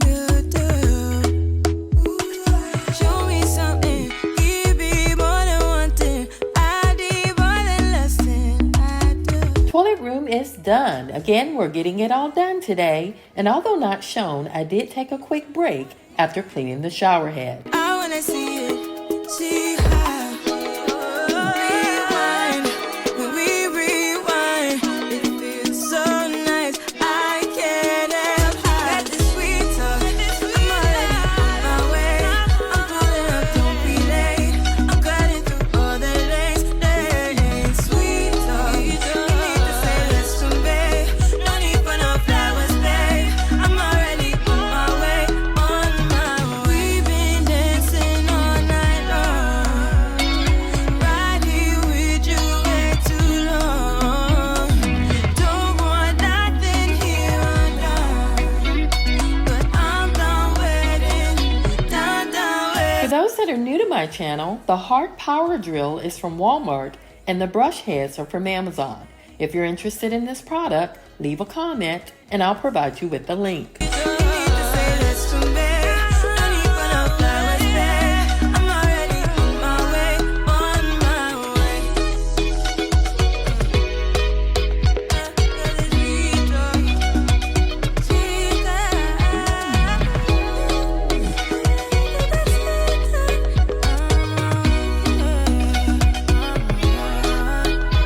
I did spray the doors down again with the vinegar, water, and Dawn dish detergent mixture before scrubbing them with this Scotch Brite sponge.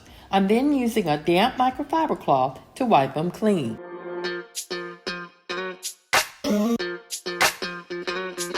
We're soaring up high, got no clue. How do I know what I mean to you? Yeah. Say it out loud, spill the truth. Tell me how I'm gonna get close to you. Yeah.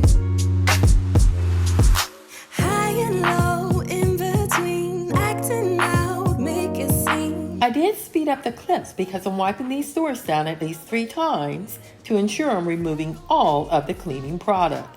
And I'm using the same microfiber cloth to clean the exterior of the doors, which doesn't have any cleaning products applied. Tell me exactly what you mean. You mean everything to me. Let me love you on the inside. Love you on the inside. Tell me your lost, feel so blue. Leaving me on the spot so confused. Oh baby, tasting so sweet, acting so rude. Won't you tell me what I'm supposed to do? Yeah. After the shower doors are clean, we need to wipe down both of the vanities. And again, I'm using the same microfiber cloth I used to clean the shower doors. I did rinse the microfiber cloth several times though, before cleaning the vanity cabinets and doors. I'm just trying to keep it real. Let me love you on the inside. Love you on the inside. Tell me exactly what you mean. You mean everything to me. Let me love you on the inside. Love you on the inside.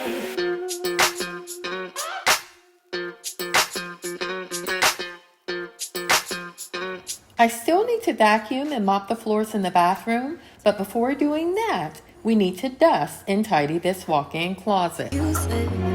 You keep me feeling so clueless. I'd like to dream. Keep on dreaming about us, babe. Hey. Now tell me exactly how you feel. I'm just trying to keep it real. Let me love you on the inside. Love you on the inside. Tell me exactly what you mean. You mean everything to me. Let me love you on the inside.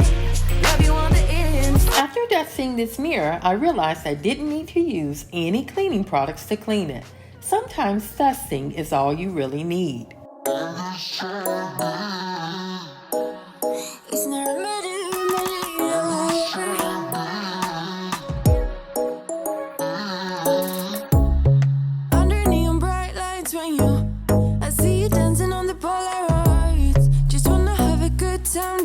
We've done a lot today, and as a reminder, I'll read them all off this Get It All Done to-do list. The first item on the list was cleaning the windows in the family room and dining room, which ended our April's cleaning goal. From there, we cleaned the server that I used as a fruit tray and watered the new flowers I planted last week. Our breakfast routine was completed, along with storing away our coats for the winter. Cleaning the family room and kitchen was a must, as well as deep cleaning this bathroom and tidying the walk-in closet. Again, we've done a lot today, but surprisingly, we're still not done. So let's continue to power through this list and get it all done with me today. Get all those cold eyes cold looking. Saying bye, bye, bye. I don't wanna talk before the moment slowly slips away. Get a little dirty, baby, nothing you ain't gonna take, yeah. After opening the cabinet door of the vanity, I noticed the interior of the vanity was dirty as well. So after collecting and changing out the trash, we'll dust the interior of the vanities and the linen closet.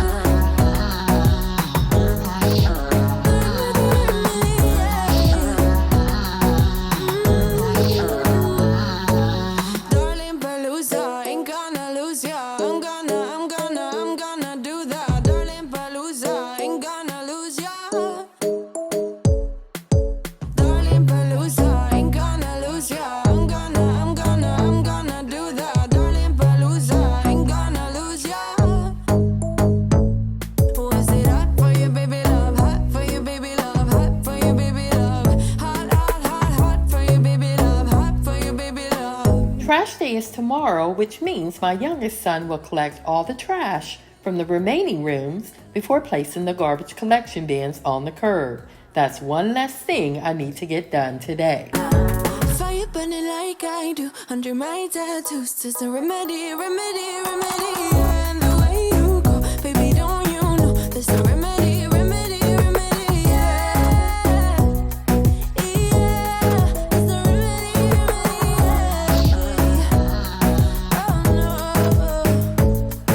After replacing these shower products, we need to add fresh towels to this bathroom.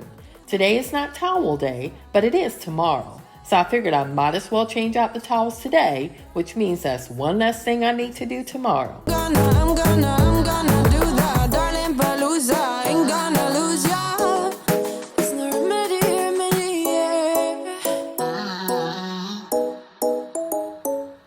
For those that are new to my channel, our laundry routine consists of washing towels on Thursdays, sheets on Fridays, and I rotate color darks and whites throughout the week. That's what I meant earlier when I said it's not towel day. I know you've been down thinking about him again. I know that your heart's been broken. You should try and let it go and start being yourself. You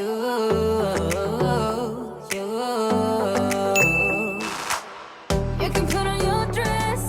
I try to keep all of our soap containers within our home at least 75% full, and on occasion, we'll walk through the home and refill the ones that are needed. This aloe vera soft soap sells out quickly at our local Walmart, so I try to keep at least 2 refillable containers on hand at all times. You should go work that body. The body won't stop till we're great and old. Maybe for a second we can lose control. You should go work that body. I wanted to add spring flowers to this Walmart vase, but didn't find any small stems that I liked.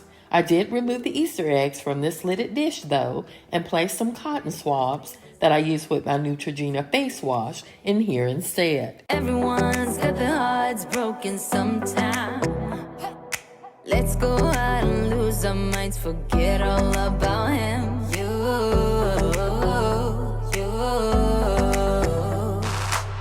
You can put on your dress, dancing to your favorite song. Everybody will sing along, sing along, sing along.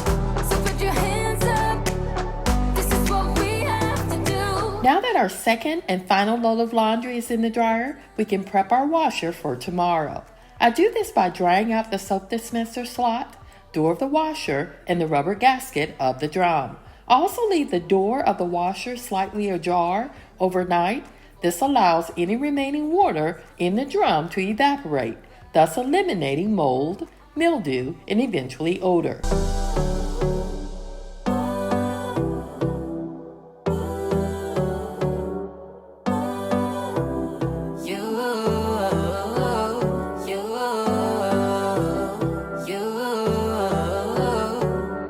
I do my best to wash, dry, fold, and store away at least 1 load per day. This approach to laundry has always worked for our family, even before hubby and I retired. It was especially helpful after our washer quit working one day a few years ago.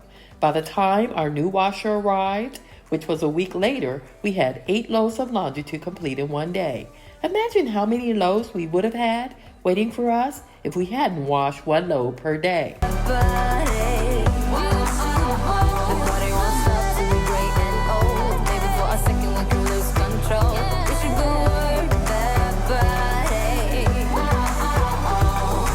I also found by washing 1 load per day, I'm more motivated to fold and put them away on the same day. No one wants to come home from a long day of work to loads of dirty laundry. So when I was working, I would place a load of laundry in the washer after work and before bedtime while watching TV, fold them and put them away. By the way, this system may not work for everyone, but as a full-time working mom and college student, it was perfect for our family.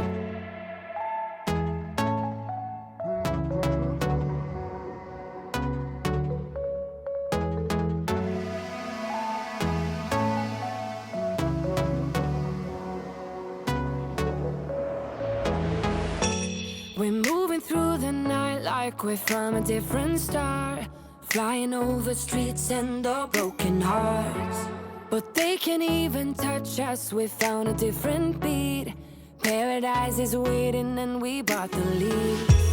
Ooh, getting caught in the mist, there's so many that never get out of. Now that our laundry is complete, These were the steps used to repair the motherboard on our JennAir double oven. Once removed from the wall, the top of the oven had to be removed to replace the wiring to the first motherboard. Apparently the wiring had shorted out once we lost power to our home a few weeks ago. After the wiring was replaced, the power was restored to the oven to check to see if it was operational. The oven was then reset back into the wall, and the oven door was replaced back on the lower oven. Unfortunately, they did bend the bottom oven door, which doesn't fully close as it did before, but the oven is operational as of today. We're from a different time, yeah, we're of a different breed. Cause what we got is timeless, we supersede. And we're holding the key, yeah, we're tight as can be. We're rolling, just like we please. Ooh, getting caught in the mist, there's so many that never get out of. They're feeding the fears and the doubts. Ooh. You have one final thing to do to completely get it all done today. And as you can see, it's mopping this bathroom floor. I'm using the Swiffer mop and lavender mopping pads, and surprisingly only needed to use one. These floors were dirty, but one Swiffer mopping pad did the job.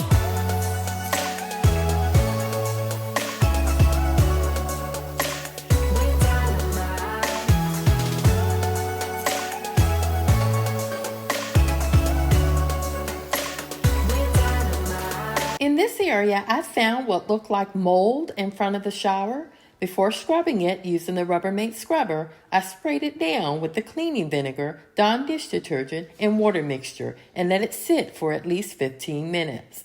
After wiping it clean with a damp microfiber cloth, the mold was completely gone and this area in front of the shower looked brand new. Life goes up and it goes down. I know my mom taught me that. I figured why we fool around so little, and we keep track of time, being so serious, idiots, thinking it will matter, keep me company downtown before the clock runs out. Sun is shining, but the rain is welcome too.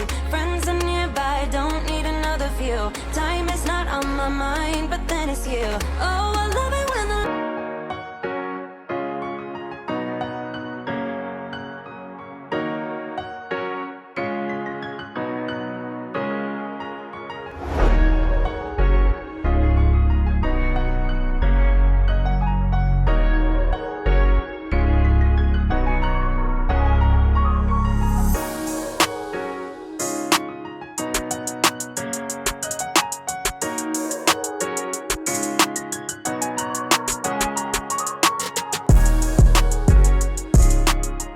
Hey guys, welcome back to Sissy Spaces. In today's video, I'm giving you a glimpse into my Sunday reset routine because I'm always asked how I maintain a clean and tidy home. And in my opinion, it all starts on the weekends with my Sunday reset routine.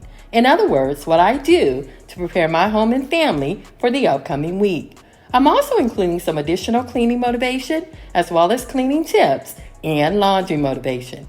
So if you enjoy this type of content, continue watching. And at the end of the video, if you're new to my channel, please remember to hit that like, subscribe button. And if you've already subscribed, you know that watching the entire video, as well as hitting that like button, really supports my channel. On the weekends, I do a lot of dusting, and during the week, I clean those surfaces I dusted. It is recommended that you dust weekly, and believe it or not, dusting is the key to achieving better indoor quality. These are not my words, but those of the American Lawn Association. So if you don't have time to dust during the week, take a few minutes to dust on the weekends. My laundry routine changes slightly on the weekends, as I may at times wash 2 to 3 loads of laundry versus a traditional 1 load per day. I also pre-treat stains on rugs and furniture, as well as laundry items needed.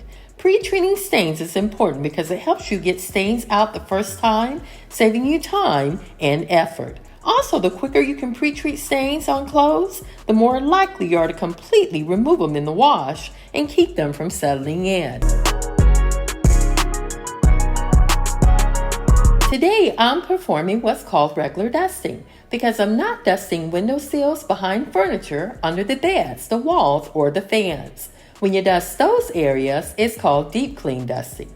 With regular dusting, you're dusting areas that accumulate dust quickly in the more noticeable parts of your home, such as furniture and decor items in your living room, bedroom, dining room, and kitchen.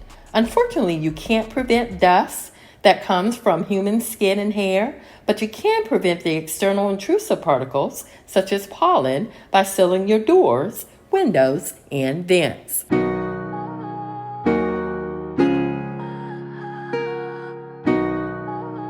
As a reminder, while dusting, remember to vacuum area rugs and any pillows because they can get just as dusty as your furniture pieces and decor. As a matter of fact, vacuuming and dusting go hand in hand. Vacuuming can collect all the allergens and debris that you often can't see, leaving you feeling more clean and healthier. Using this swifter dry sweeping cloth on your floors is called dust mopping. In my opinion, it may be one of the easiest steps when cleaning your floors. I mop these floors at best maybe once per month, but dust mop them as well as vacuum the rug at least weekly. This, along with regular dusting, keeps my home clean and my family safe. If you've been with my channel for a while, you know for the month of March we're cleaning all the doors, and next month we're cleaning the windows. I also want to remind you of how much we've done so far this year. In the month of January, we cleaned all the moldings, in February the blinds, and again, March doors, in which I will be cleaning the remaining 3 doors today. This schedule works because it keeps you from feeling overwhelmed. And we all know when feeling overwhelmed, you don't want to do anything, nevertheless clean. This is the coat closet, which is located by the garage door. Because of its location, it gets pretty dirty.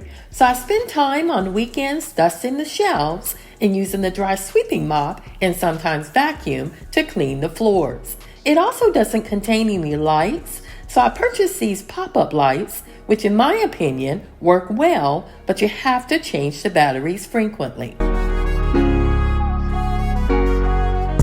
Last year, the family and I cleaned, decluttered, and organized this garage. We also had the entire garage repainted in October with plans to have custom shelving installed. We nixed the custom shelving idea and will be returning the cabinet we removed last year for additional storage. By the way, if you missed that garage clean, declutter, and organize video, in which we also cleaned the shed, at the end of this video, go back and check it out.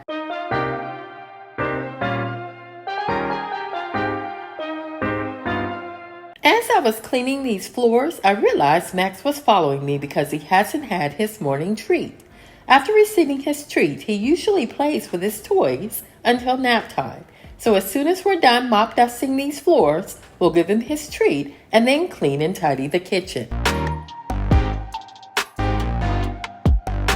I also noticed how dusty this pillow was, and I'll vacuum it before disposing of the dry sweeping cloth. And as you can see, these floors were dirty, but this dry sweeping cloth picked it right up. And as a reminder, the swifter dry sweeping cloths are great for picking up dust, but not so great at picking up dirt. You would either need to use a broom or a vacuum for that. The living room is done, and although not recorded, I did vacuum the couch and rug. I also fluffed the pillows and wiped down the leather chair. On average, it takes me 20 minutes to clean this living room, and I don't clean it every day. It is one of the most used rooms in our home, so maintaining it is a must. I was speaking with a relative recently, and she mentioned that she's thinking of adopting her own fur baby.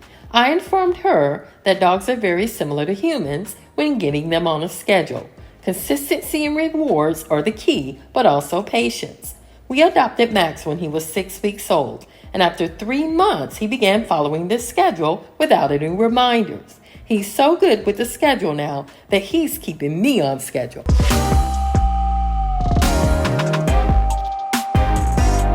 On the weekends, I always start the day with a clean sink because I'm more likely to cook a big breakfast if the sink is clean. These dishes are from breakfast, and the ones that were already in the dishwasher were from last night's dinner. By the way, hubby plans to grill tonight, so I want to clean this sink as well as the kitchen, which motivates him to cook as well. Having and keeping a clean kitchen is the best motivator for cooking, or at least that's what motivates my family.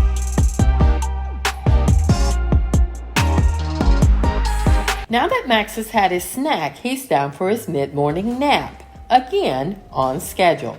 Also notice when putting his food bowl away, he was low on food. By the way, he's doing much better this week after his digestive issues the week prior. I was told it must have been something he ate while playing outside. So of course, whenever he's outside, we're watching him more closely.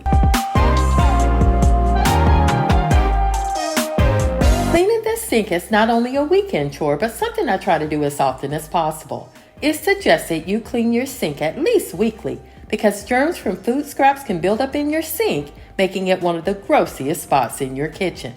I also plan to deep clean the trash bins as well, which is also a haven for germs if not cleaned regularly.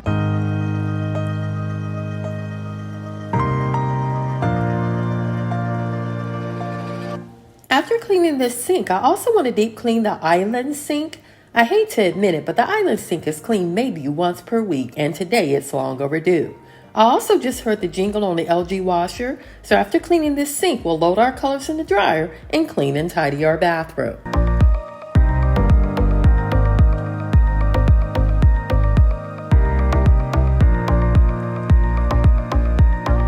On the weekends, I do what I call a quick clean of our bathroom. I pay special attention to the stains on the mirrors, use Clorox wipes on the counters and sinks, and empty all the waste baskets. I deep clean all the bathrooms monthly, so the goal today is to hit those spots that require frequent cleaning to stay safe and germ-free.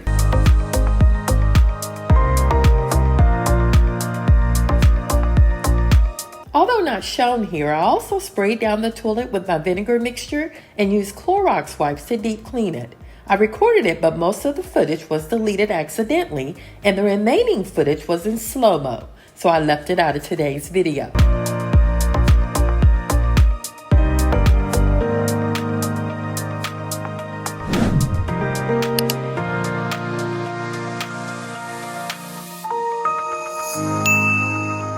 I love having his and her side of the bathroom, but with that comes additional cleaning. So we're using the same products on his side of the bathroom as well. Spray away glass cleaner on the mirror and Clorox wipes on the sink. From here, we'll do a quick check on the laundry and then head back into the kitchen to clean.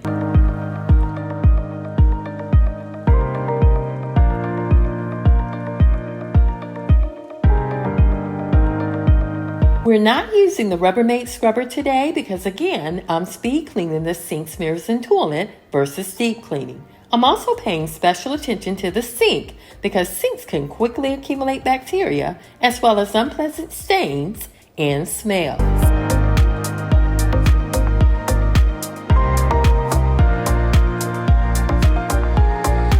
As you can see, we're back in the kitchen in order to deep clean this island sink. I also want to clean the appliances I used this morning to make breakfast, which was our usual of chicken-flavored grits, cheesy scrambled eggs, and thick-cut bacon.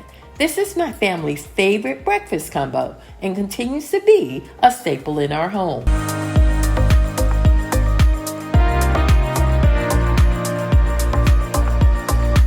After returning this Dawn Power Wash, we're grabbing the non-bleach Clorox wipes in order to clean the cooktop. As I cook, I clean, so I'm not confronted with a huge mess when done. So today we're going to use our usual non-bleach Clorox wipes to clean the cooktop versus Dawn Power Wash in a Scrub Daddy sponge.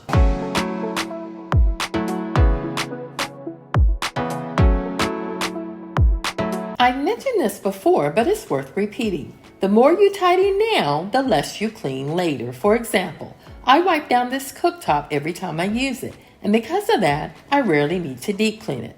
I mention this all the time to my boys when it comes to them completing their chores. But I also say, clean it right the first time so you don't have to waste time cleaning it again later.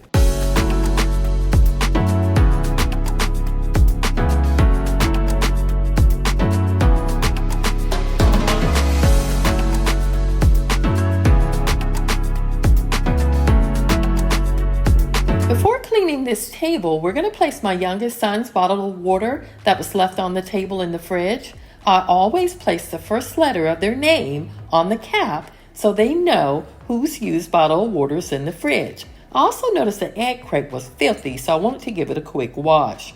I had a couple of eggs crack and leak in this container, but it only leaked on the sides because the paper towels protected the bottom.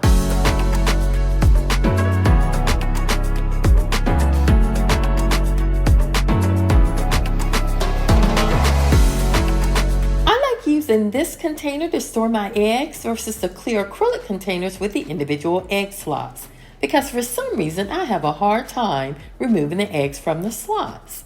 It is recommended though that you store your eggs in the original carton because the carton protects the eggs and the best by date is on the carton.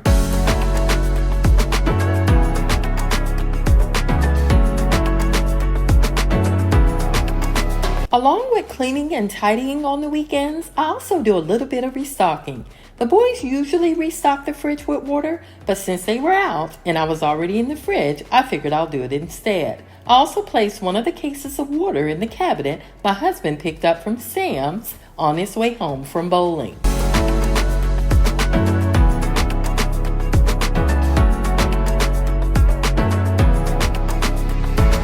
Last week, Target had a great sale on this 32-pack 16.9-ounce bottles of water, but of course we missed it.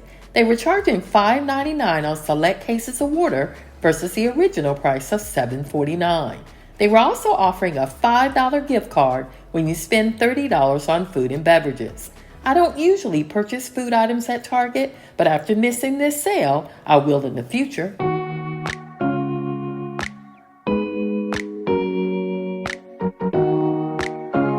We're continuing with our restocking by restocking our paper towels in the kitchen drawer and laundry room. I placed my overstock of paper towels in the top 2 shelves of the pantry because they're harder to reach, and placed 5 to 6 rolls in the bottom right drawer of the pantry when I need to replace a roll of paper towels on the island and in the laundry room.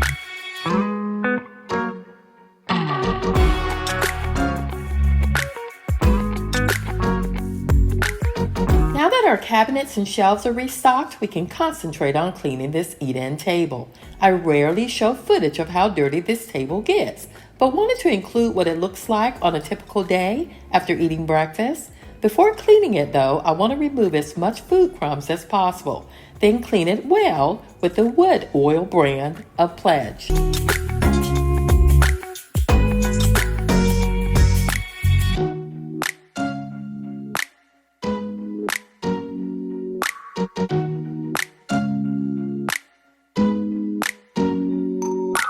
I also plan to dust mop these floors as well as sweep in front of the door that leads to our backyard. I clean the floors in my kitchen at least once a day because I'm afraid those food crumbs will attract pests and other insects.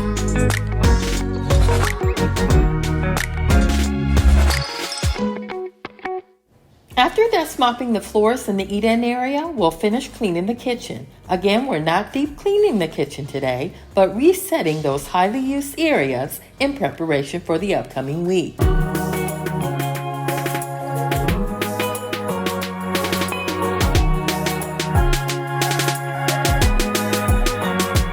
I love how shiny this table gets after I clean it, which motivates me to continue cleaning. It doesn't stay this way for long, but that just gives me another opportunity to clean it again.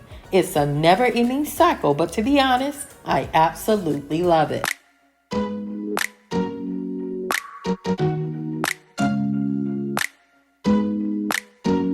By the way, how are you guys doing? The family and I are doing well, and we're looking forward to this evening's festivities of food, family, and friends.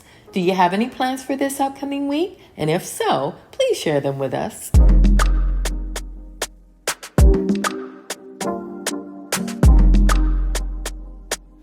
Now that our eat-in area is clean, we can finish cleaning this kitchen. To start, we need to wipe down the counters and eventually clean the oven, because I failed to do it after cooking bacon this morning. I also need to deep clean the crumbs out of this pop-up socket, which doesn't affect the outlet itself.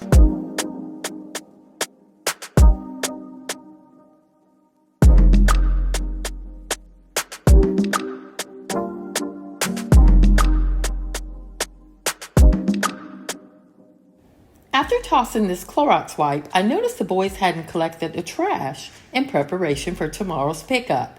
They were both out at the moment, so I figure I'll get it done, as well as collect the trash in the half bath, laundry room, and me and hubby's bathroom. By doing so, I can also clean the trash cans, which hadn't been cleaned in a while. I didn't feel like going upstairs, so I'll have the boys empty their trash bins in those areas when they return home. The trash bags were not very full in some of the rooms, but I wanted to collect them anyway in order to check to see if those waste baskets needed cleaning as well.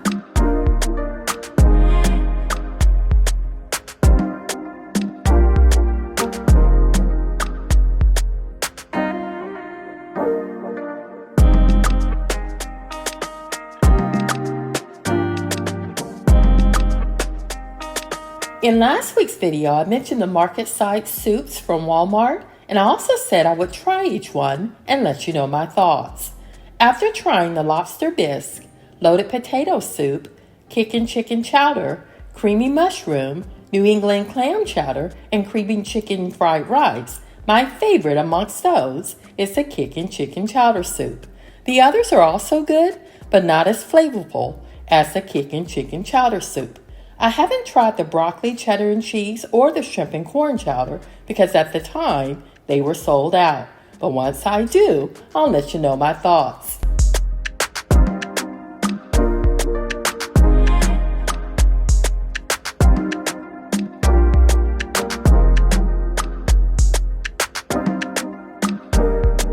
After washing my hands, my plan is to clean the trash cans using Clorox wipes. I also want to clean the microwave and oven before the boys or hubby return home, because the first place they gather after returning is the kitchen.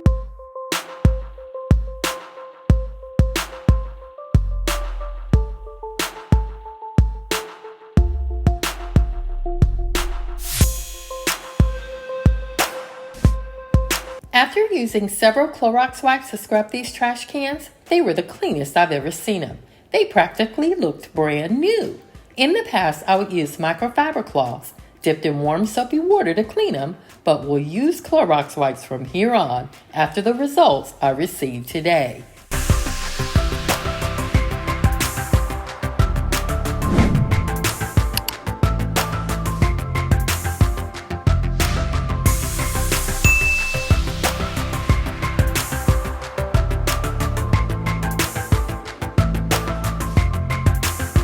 By the way, I am aware that I'm putting these trash bags in the trash can wrong.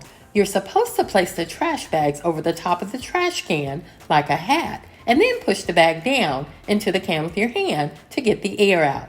I rarely gather the trash and replace the bags, so I always forget and go old school every time.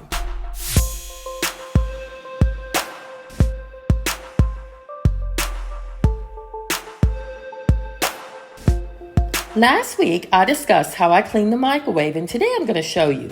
I clean the microwave once a week, and I do this by boiling water in a bowl, allowing the steam from the water to loosen up any hard particles. And I use the same water on a microfiber cloth to wipe it clean.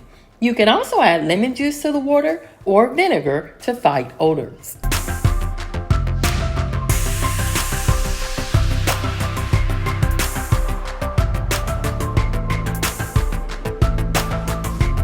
Now that our microwave is clean, it's time to clean the interior door of the oven. I'm using Dawn Power Wash in a paper towel instead of a microfiber cloth because I don't want my microfiber cloth to get stained from the grease. I also use Dawn Power Wash to clean the grates, but we're not cleaning those today as they were cleaned a little over a month ago. Today, our goal is to clean the interior door of the oven as well as the oven liner.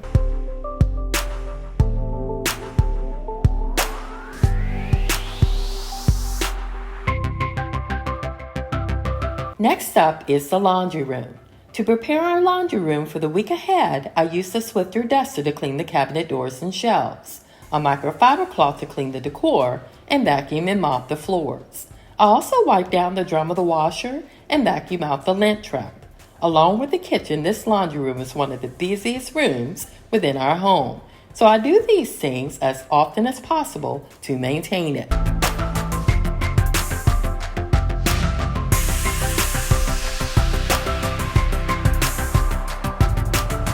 shelves get pretty dusty and dirty throughout the week, either from the dirty clothes thrown in these baskets or because the laundry room is located next to the garage door. Most of the time I use the Swiffer dusters to clean them, but sometimes I have to pull out the vacuum.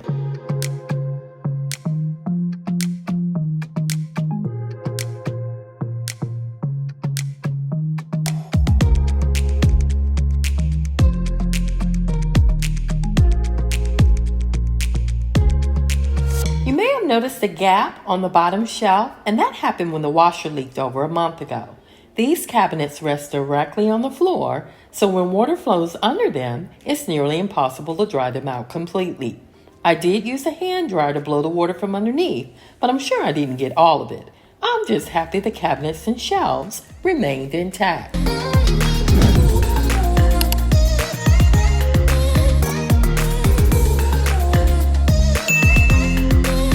Another chore that I do on the weekends is iron. I would iron and lay out all our clothes for the upcoming week. Not only does this streamline your morning routine, but it also alleviates the stress of decision making and saves valuable time for other morning activities. Now that the boys are older, they iron and lay out their own clothes for the upcoming week. Another advantage of planning what to wear in advance is that it alleviates the constant frustration of having nothing to wear despite having a closet full of clothes.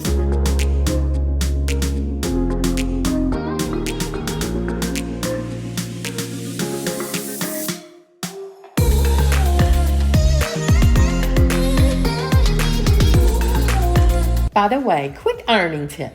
If your iron leaks or drip, more than likely the temperature is set too low. Your iron needs time to get hot enough to turn water into steam, so give your iron a few minutes to heat up before using. Also check your user manual to make sure you're using your iron at a temperature setting that is hot enough for the steam to function. If this doesn't work, it may also be your sole plate or the bottom of the iron is dirty and clogged, especially if the leaking water is of a rust color.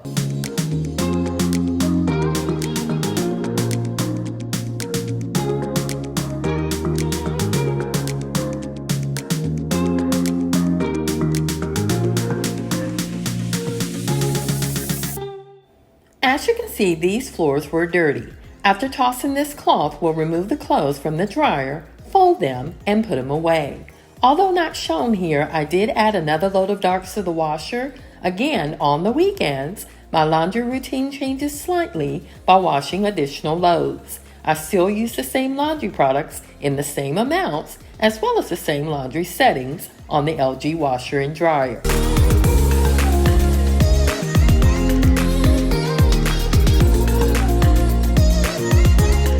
I also continue to wash smaller loads because, again, by doing this, it motivates me to fold and put them away on the same day. My motto has always been, do what you can when you can, because I know as a working mom and full-time student, the only time I had to do laundry during that period of time was on the weekends and would have piles of laundry to fold right before bedtime. So again, do what you can when you can. As you can see, Max is down for his second nap of the day, again on schedule. His naps last between 15 minutes to an hour, depending on how long or often he's allowed to play outside. So I want to finish folding and putting this laundry away before he awakes.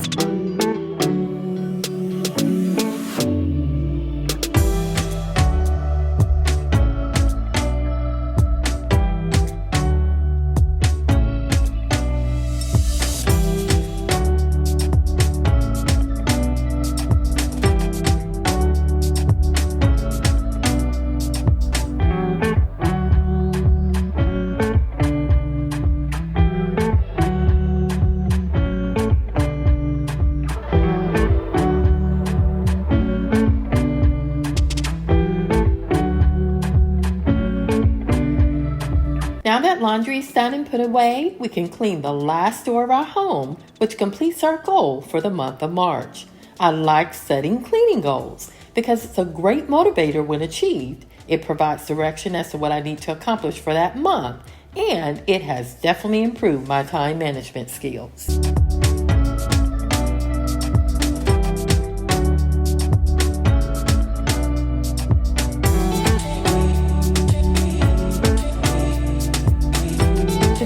cleaning this laundry room, we're going to prep the washer for tomorrow by drying out the soap dispenser and wiping down the door and drum of the washer. We're also going to mop the floors using our Swifter wet mop.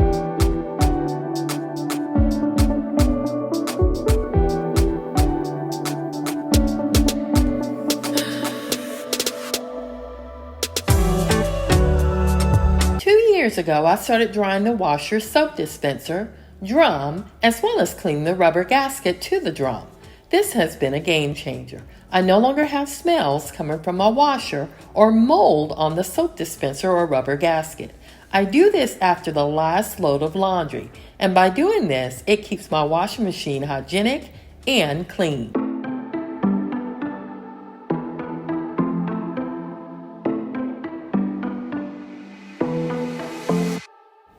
After mopping this floor, I'm going to show you how hubby preps and seasons his whole chickens before placing them on the grill.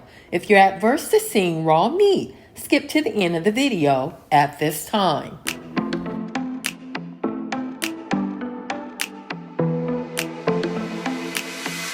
In order to prep whole chickens for the grill, hubby starts by wearing meat handling gloves and patting the whole chickens dry with paper towels. He then uses kitchen shears to cut the backbone out of the chicken. He starts at the tail end, making cuts up to the neck along the spine. He completes this on both sides of the spine until it's fully removed.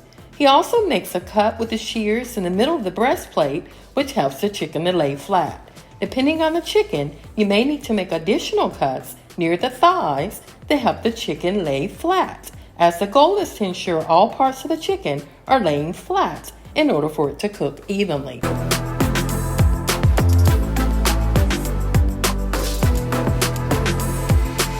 After spatchcocking the chicken, also known as butterflying, hubby used the Bad Byron barbecue seasoning to season it well on both sides. And after hours on the grill, this chicken, along with the grilled corn on the cob, was absolutely delicious.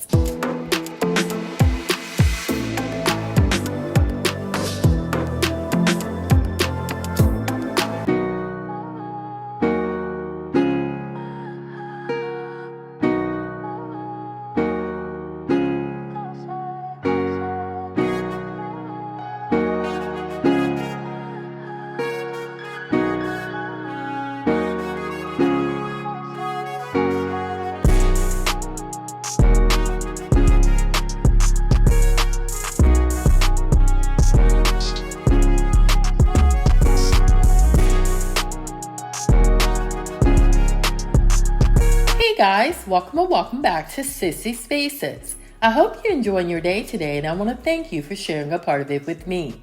In today's video, we're doing lots of deep cleaning, a little bit of decluttering, and some organizing. I also want to share with you a grocery haul from Sam's, Walmart, Sally's, and PetSmart. And it wouldn't be a Sissy Spaces video without laundry motivation. So if you enjoy this type of content, continue watching.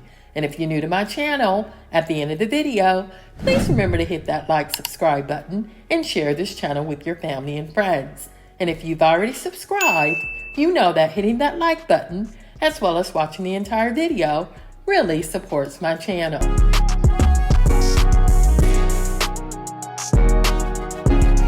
Hubby's out of town at a bowling tournament today, so I figured it'd be a great time to deep clean, declutter, and organize his office. I did promise that I wouldn't throw anything away, and I did keep my promise except for shredding some old mail. I did a complete overhaul of his desk drawers 6 months ago, so I was happy to see that he's maintained them.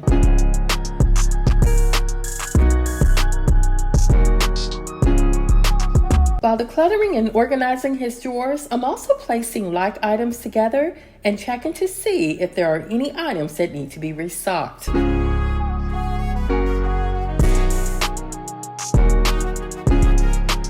Shredding is something the family and I do every day. We not only do it to prevent sensitive information from falling into the wrong hands, but also to reduce clutter. As I was shredding though, I noticed the shredder was running really slow, and it's because it needs emptying. And Max loves to play with the shredded paper, so I need to move quickly so this job doesn't become a larger mess than it already is.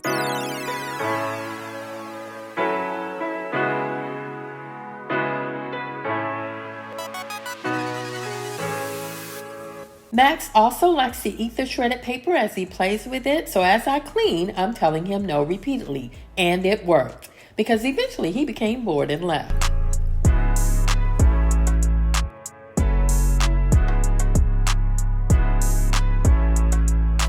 I asked my son to collect the rest of the trash out of the other room so he can combine it with this shredded paper. The additional trash covers the shredded paper, reducing the chance of anyone seeing the shredded paper and becoming curious as to what's on it.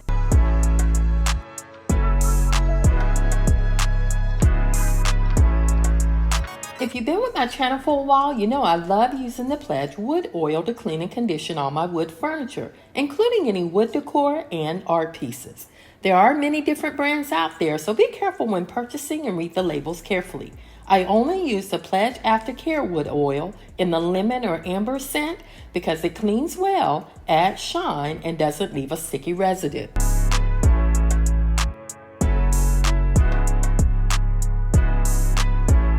Monthly, I clean this office, and with that, I also deep clean Max's crate. I sanitize his crate covers, towels, and throws weekly and place them in the dryer on the antibacterial setting. To ensure full load, I also gather the rugs and wash them with his items. Max is a member of the family, so it's important to me to keep him just as healthy and safe as the rest of us.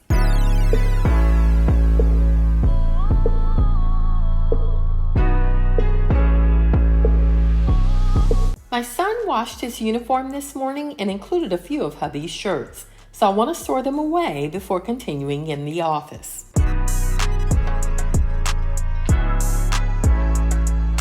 After putting these away, I want to check the bookcase cabinets and declutter and organize as needed. In my opinion, I believe I'm able to maintain a clean and tidy home because I assign a space for everything, and as things are moved from that space, I return it and inform the family to do the same. And I only purchase replacement items as needed.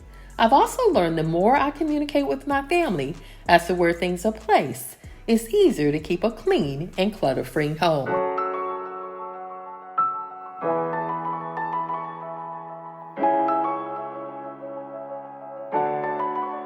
Cleaning Max's crate is a painstaking process that takes a lot of time, but he's worth it. I've tried spraying it down with a power washer and soap and leaving it outside to air dry, but Max barked the entire time until I brought it in and dried it by hand. So I now use Clorox wipes to wipe it down, hitting those spots which require a lot more attention. It's not my favorite way to clean it, but it works.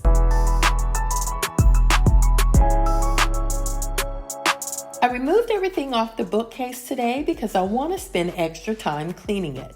Instead of using a cleaning product, I dipped a microfiber cloth in hot soapy water with Dawn dish detergent. These are not real wood shelves, so dish soap and water works just fine. I also flipped over the shelves that were slightly warped due to the weight of the items on it. This will prolong the life of the shelves and eliminate the cost of replacing them.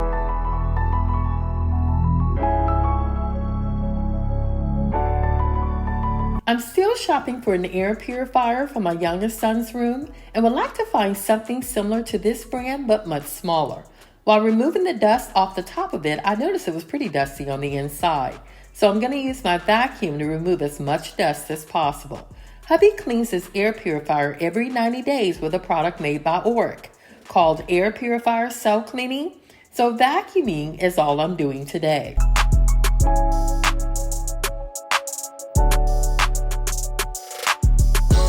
I will be decorating these shelves after cleaning them using most, if not all, of the decor I already have. I do plan to stop at HomeGoods later to see if they have any new decor I can use as well.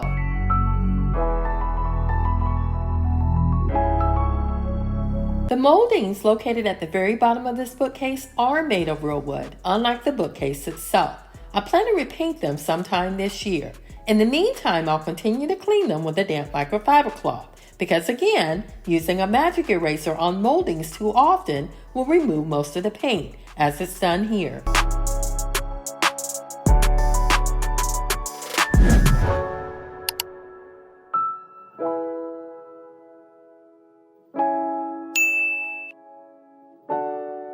I was happy to see this cabinet was exactly the same as I organized it a month ago. so I only needed to wipe the shelves and clean a few spots off the inside of the door.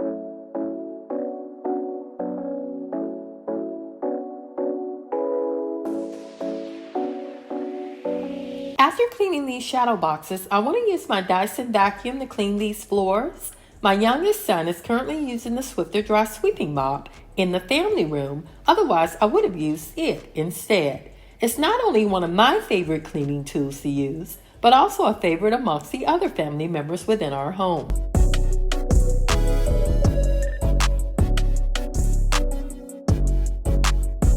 A lot of dust, dirt, and Max's hair gets trapped under this desk, so I use a Swiffer duster first, then followed up with a vacuum. I also need a better way to organize these cords because what I'm doing is not working.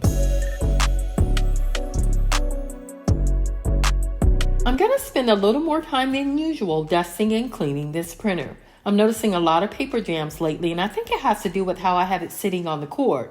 So not only will I clean the printer today, but also readjust the cord to prevent further paper jams.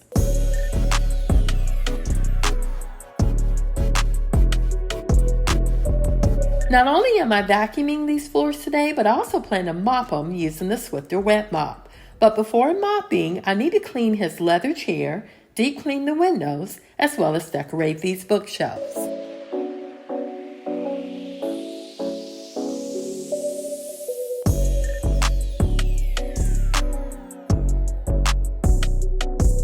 If you've been with my channel for a while, you know I like using the Wyman's leather wipes to clean and condition our leather furniture, coats, and shoes. It's recommended you clean your leather upholstery every 2 to 4 weeks, and I'm right on schedule by cleaning his leather office chair today.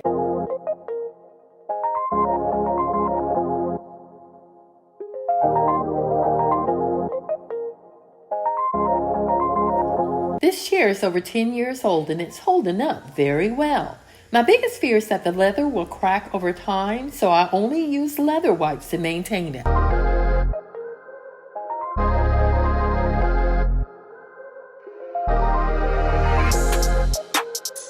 It's time to decorate these shelves, but before I go to Home Goods, I'm going to replace the decor items that were originally on here. I'm also using a clean damp microfiber cloth to clean the decor before placing them back on the shelves. And some of these decor items were really dusty.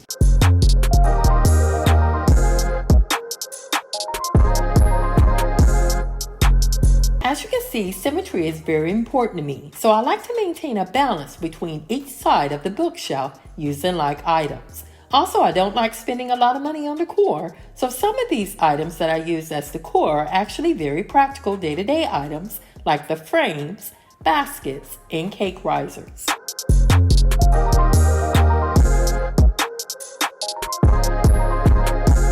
If you're new to my channel, the baskets on the ends are used to store our daily receipts, and at the end of the month, I total those receipts to see if we stayed on budget. And I'm happy to report for the month of March, we did just that.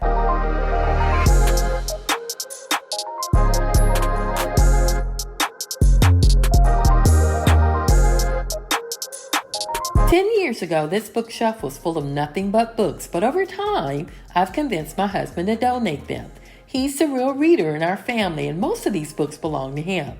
I do have a few favorites, but since starting this channel, I don't read as much as I used to. I do enjoy creating these cleaning videos and don't have any plans to stop developing them anytime soon.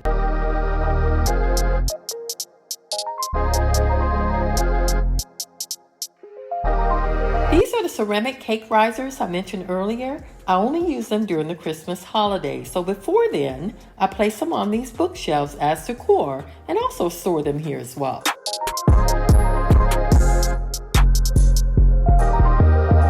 I keep family and friends photos and memorabilia in this top basket and keep knickknacks from various trips in the other one. This large ceramic bowl is another item I use during the holidays and very similar to the cake risers, stored here and used as decor.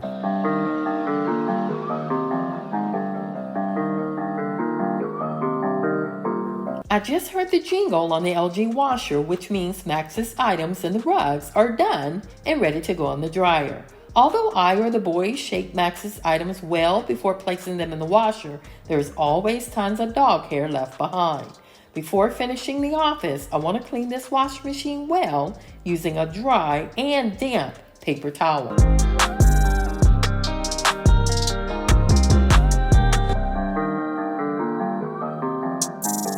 As you can see, Max's hair is everywhere, and especially trapped in between the washing machine seal and drum. After removing as much hair as possible, I'm going to run a sanitized cycle without any laundry detergent, which kills any bacteria left behind.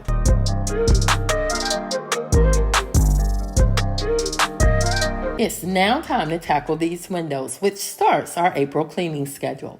A month ago, I mentioned that I would be purchasing a window seam cleaner, and I did, ordering it from Amazon. After using it, I returned it because it was heavier than expected, and it didn't yield better results than a damp microfiber cloth. Along with the damp microfiber cloth, I'm also going to use a squeegee, but when we start cleaning the windows in the dining room, you'll see that I stopped using that squeegee as well.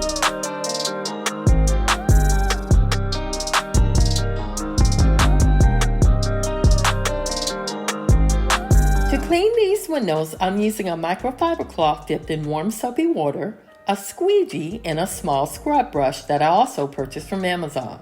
And to remove all the debris from the window casings, I'm using my Dyson V15 handheld vacuum.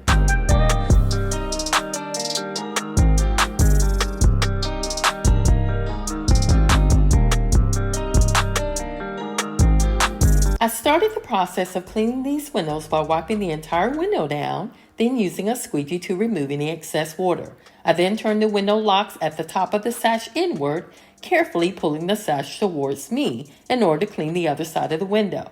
I kept the sash at an angle to avoid it from coming out of the shoe. To close it, I tilted the sash back in so it returns to a closed position while pushing the locking latches back in to secure the window.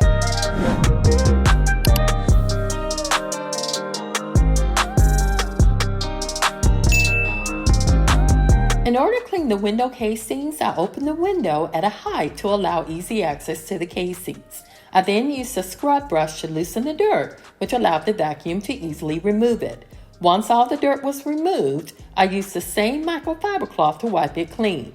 And although not shown here, I did rinse my microfiber cloth in between cleaning each window in order to remove any excess dirt.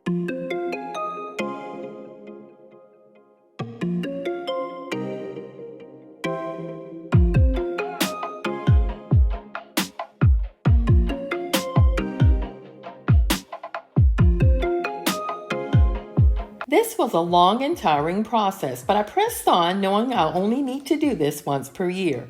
Also, I thrive on natural light, and by cleaning these windows, it allows more natural light to come in, thus brightening up the space.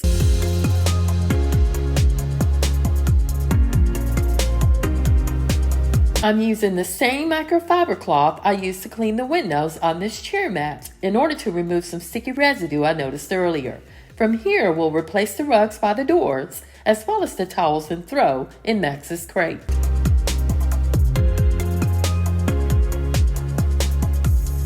These are microfiber dog mats from the My Doggy Place store. I ordered them off Amazon 3 years ago, and with regular washing and drying, they've held up very well.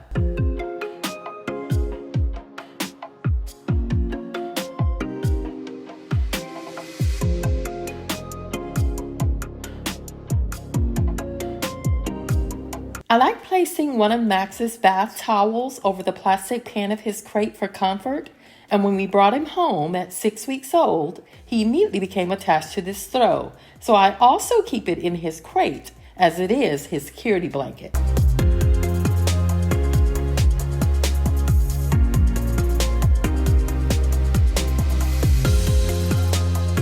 After hanging this towel, we'll fold his crate cover and store it away. From there, we'll deep clean the dryer, removing as much dog hair as possible from the lint trap, dryer lint filter, and tub.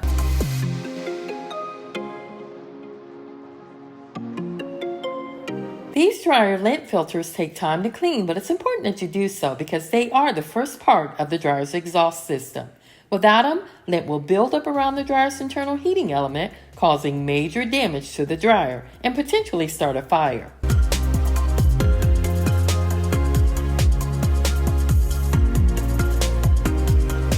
After replacing the filter, we also need to vacuum the floors, and once done, we're going to empty and clean the vacuum.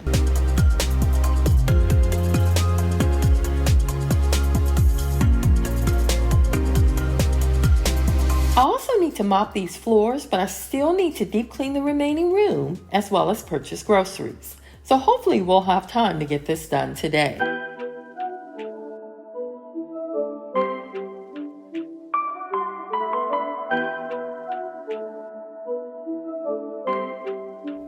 After cleaning this vacuum, I want to make a few adjustments to the bookcase. Two of the shelves look bare due to the lack of decor, so I want to adjust it to make it look fuller. After that, the office is done and we can begin cleaning the next room.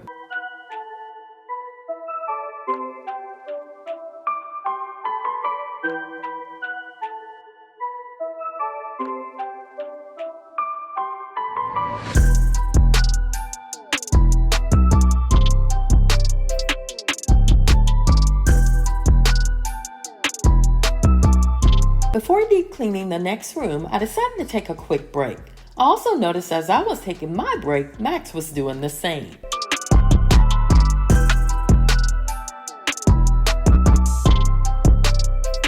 As you can see, we're now in the dining room. I want to remove everything first so I can focus on deep cleaning one thing at a time. I found I do a better job of deep cleaning if I remove some of the larger items first. Also, instead of cleaning the windows last, like I did in the office, I'm starting with them first because it's such a large job, and if I put it off, it will not get done.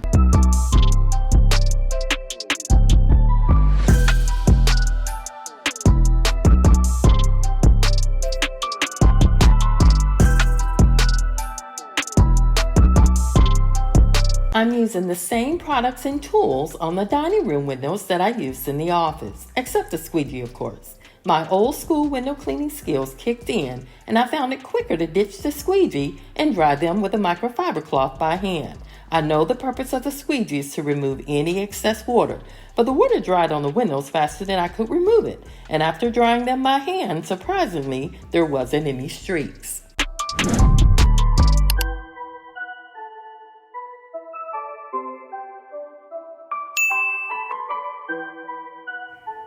I forgot to mention this earlier, but I did dust the blinds in the office before cleaning the windows. And very similar to the office, I'm wiping the windows down first, then drying them using a dry microfiber cloth instead of a squeegee.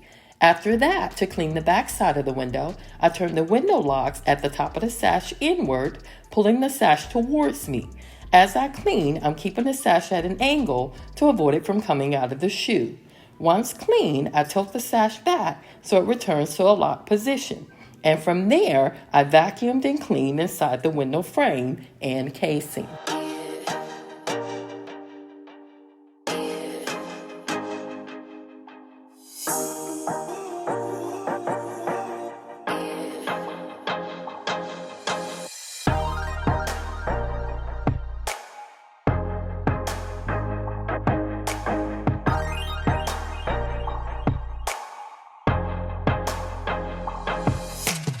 As I was cleaning these windows, I decided it would probably be quicker if I opened all the windows and cleaned all the window casings at the same time. But before I do that, I need to go and get the scraper and vacuum first. I have a habit of returning things to their designated space after using them, and this is one way I keep my house uncluttered and organized. But sometimes I get ahead of myself, like today.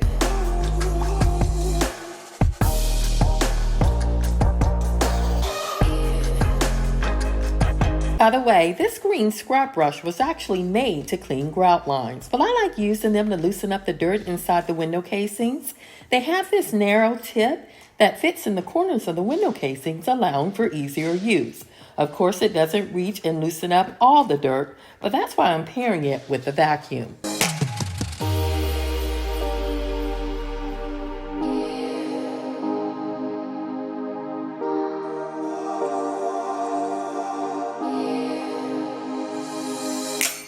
After cleaning the bristles of the brush and leaving it out to air dry, I vacuumed and cleaned the remaining window casings with the goal of cleaning the chandelier next.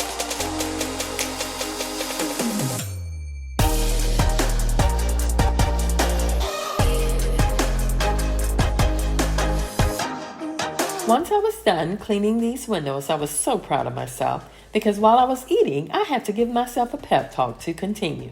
Don't get me wrong, I love cleaning, but after cleaning 3 large windows, the thought of cleaning 1 larger window was very unpleasant. In my opinion, it's similar to receiving a vaccination. The first vaccination is painful, but the thought of receiving another one right after the first is downright brutal.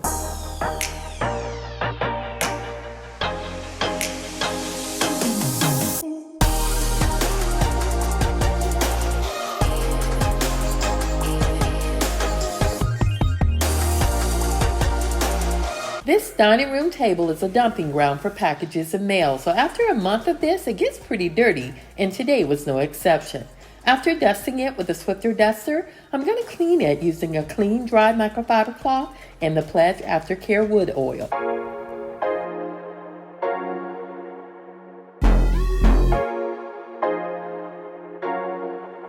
Although not shown here, I do clean the sides and legs of the table as well. I mistakenly broke the lash 6 months ago, which holds the extension of the table in place, so I no longer clean between the lines of the extension and the table itself.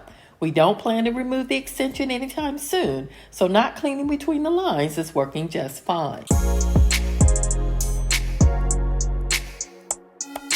As you can see, I'm using the same microfiber cloth I used to clean the table to clean the wooden frame of this wall art. This is just one way I extend the life of my cleaning products. I'm also using the iRobot vacuum so I can use my Dyson vacuum on these chairs, which brings me one step closer to finishing deep cleaning this dining room.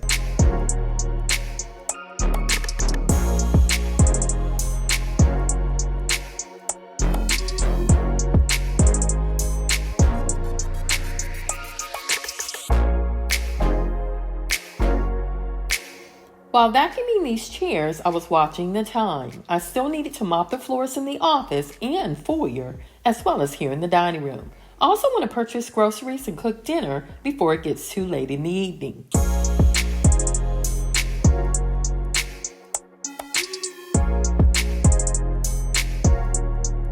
Another item on my list of things to do today was cleaning the window in the foyer.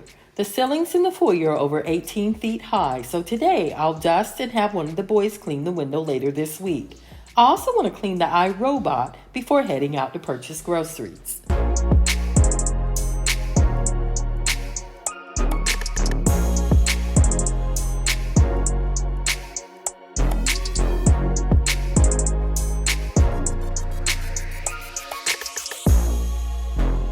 I make it a point to clean the iRobot after each use. The canisters are not very large, so they fill up fast. It is recommended you clean the iRobot after each use, but the manual also states that you may need to clean it more often if you have larger rooms, children, and pets. And as you can see, daily cleaning is not difficult at all. Just empty the canister, wipe clean, and you're done.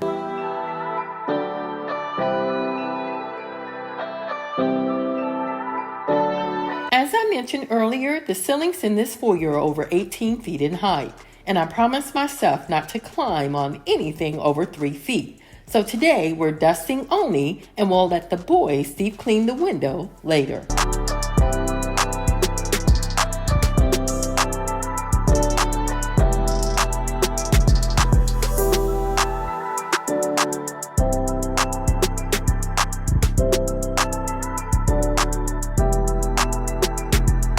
After mopping these floors in the foyer, we'll do the same in the office. Then head out to PetSmart, HomeGoods, Walmart, and Sam's. I also need to stop at the gas pump at Sam's to fill up because tomorrow I plan to drive to my sister's house, which is over an hour away, to visit Mom.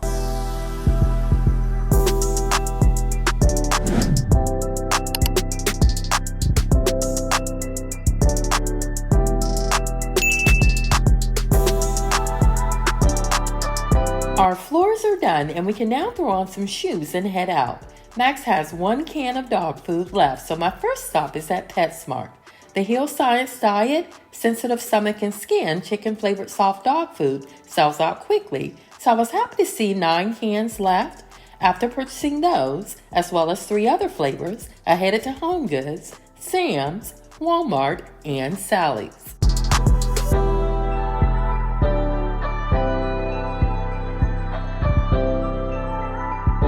We're back, and I'm happy to say I only purchased what was on the list. Unfortunately, I didn't see anything I liked at HomeGoods, so the bookcase will remain the same.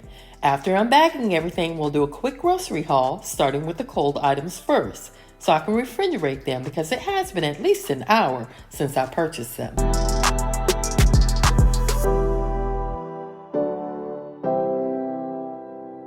I still save all of my grocery store bags, placing them in these used tissue boxes. Not only does this save me money, but it's also a great way to recycle these bags. These are the Santa Fe salads from Sam's, as well as the beef hot dogs and fresh squeezed orange juice. And from Walmart, my family really liked these Bubba burgers and crinkle cut fries. After putting these away, we'll continue with the rest of the grocery haul.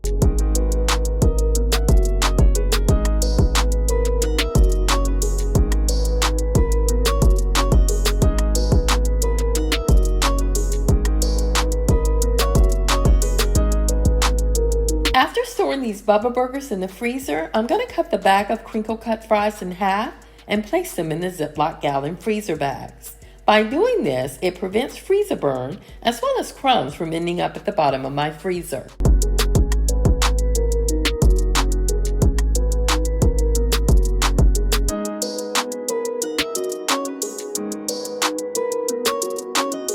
My youngest son loves Sprite, so that's for him, and the hair moisturizer and body wash is for me.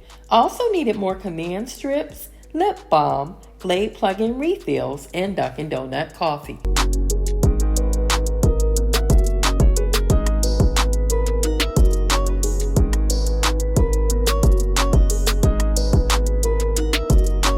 These coffee pod organizers hold up to 90 pods, so I always purchase a 72-pack of Dunkin' Donut coffee pods from Sam's to refill this coffee drawer.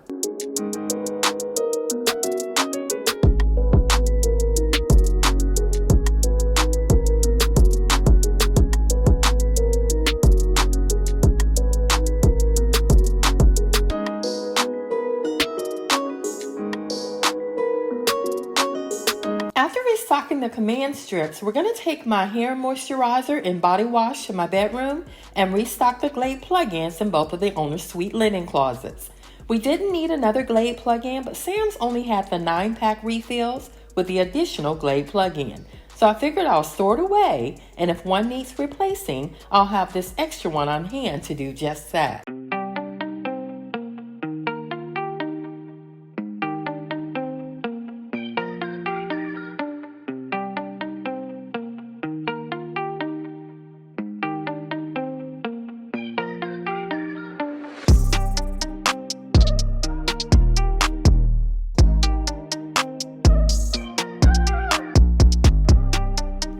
These Glade plug-ins are a better deal at Sam's than Walmart. For example, if you purchase the 5-pack at Walmart, it would cost you $11.98 versus the 9-pack at Sam's with the additional Glade plug-in for $15.72. Or at least that's what the price was when I purchased it at Sam's last week.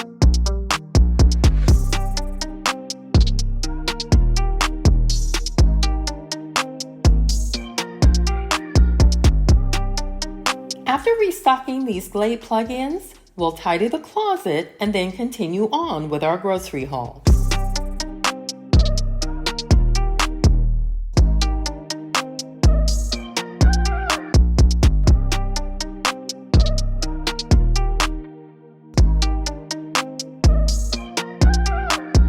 We were low on the Nature's Own honey wheat bread and my favorite Cheetos and Smart Food popcorn. Lately, I've had a taste for chocolates and nuts, so I've been purchasing these chocolate-covered almonds, and they are so good. And of course, you already know I needed to restock Max's soft canned food.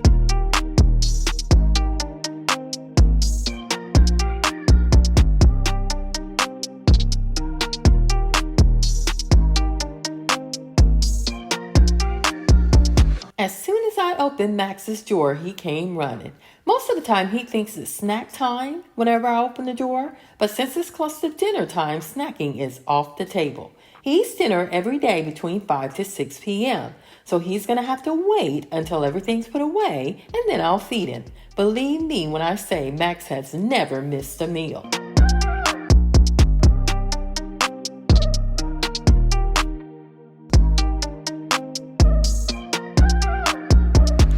Eating this entire container of chocolate almonds in one sitting, I always place a cup of nuts in these Ziploc snack bags. I eat whatever I want when I want, but I also believe in portion control, and I never overindulge on sweets. By the way, 2 of these containers will net about 18 snack bags at 1 cup each.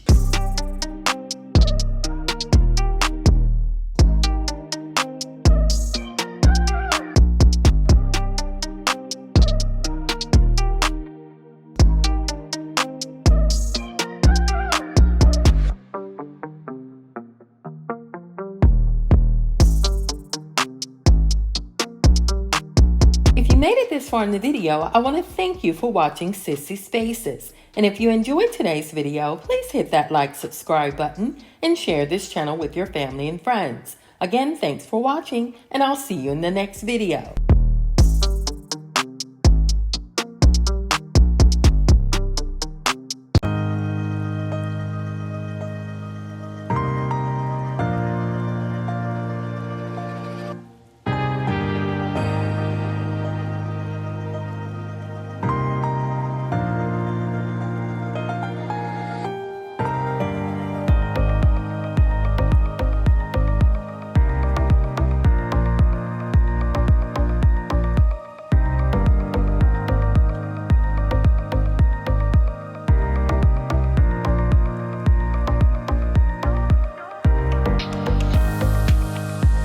Hey guys, welcome back to Sissy Spaces, and if you're new, welcome. In today's video, I'm sharing some of my deep cleaning tips and routines while I deep clean the guest room, gym, half bath, catwalk, and double staircase. We're also doing a little bit of organizing and decorating while continuing with our April spring cleaning schedule.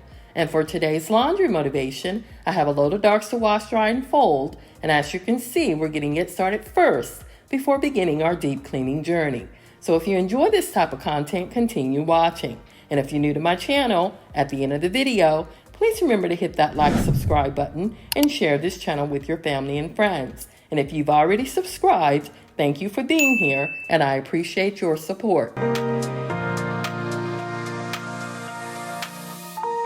One of the best decisions I've made so far this year was discontinuing the use of the Gain laundry pods. Don't get me wrong, they were very convenient, but left a lot of plastic residue on our clothes. So I switched back to the Gain powdered detergent, which is messy, but it works. The other laundry products that I routinely use are the Gain Moonlight Breeze scented firework beads, dryer sheets, white distilled vinegar in the place of fabric softener, and I use borax as a deodorizer.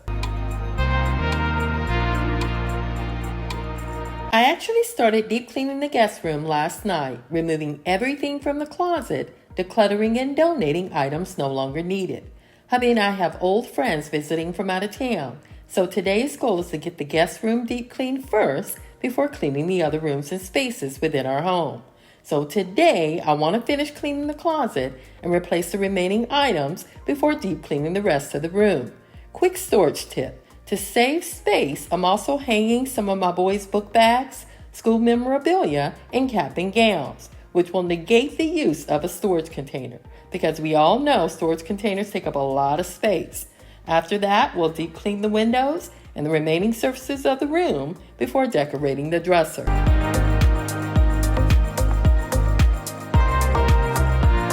The closet is done, so we're now moving the bed in order to deep clean the windows. The bed used to be on the gallery wall side of the room, but I switched it up a few years ago and placed it in front of these windows to allow our guests a direct view of the TV.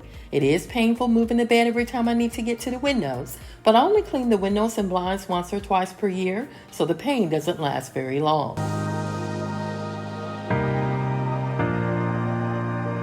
This room gets a lot of sun in the afternoons because it's located on the west side of our home, so I want to deep clean the windows first before deep cleaning the rest of the room. Also, according to the Weather Channel, we're supposed to get a lot of rain in a few hours, so I need to move quickly.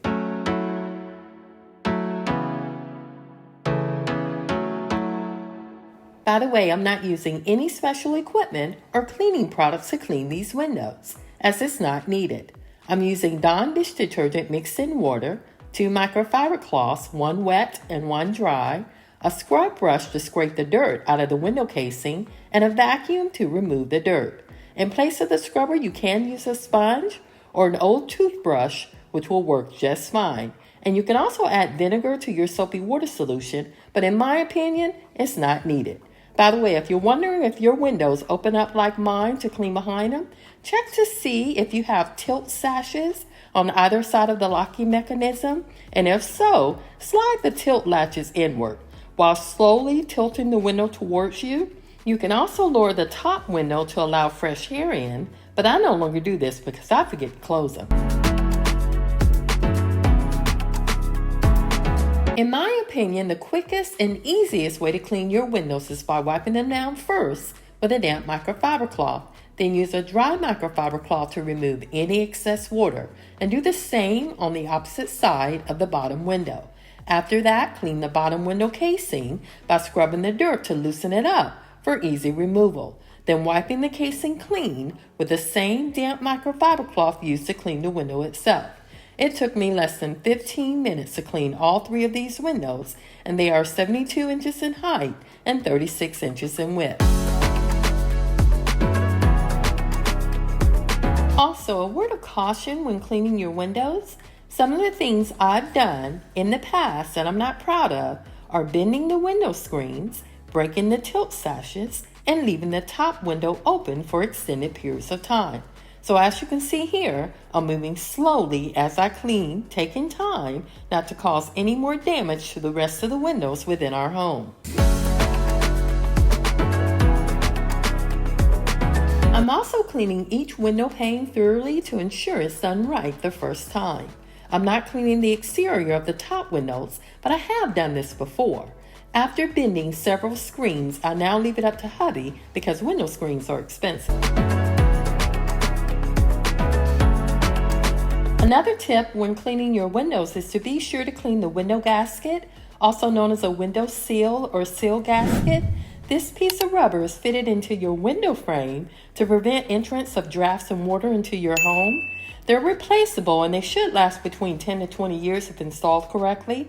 Also, temperature changes can cause the window sill to expand and contract, breaking them down over time. As such, it's a good idea to inspect your sills regularly for any tears and get them replaced as needed.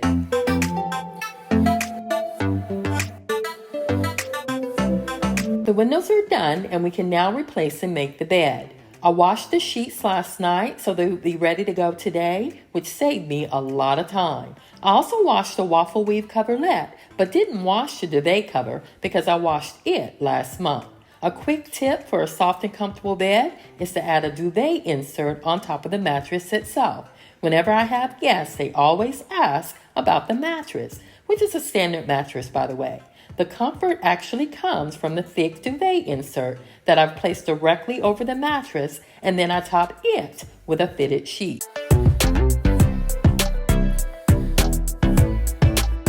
This is a queen-size duvet and duvet insert, which leaves a nice overhang on both sides of the bed. By sizing up your duvet, it ensures plenty of cover for everyone. This also means that there's no risk of your guests waking up in the middle of the night because they've been left out in the cold. So you can guarantee that they'll get a good night's sleep.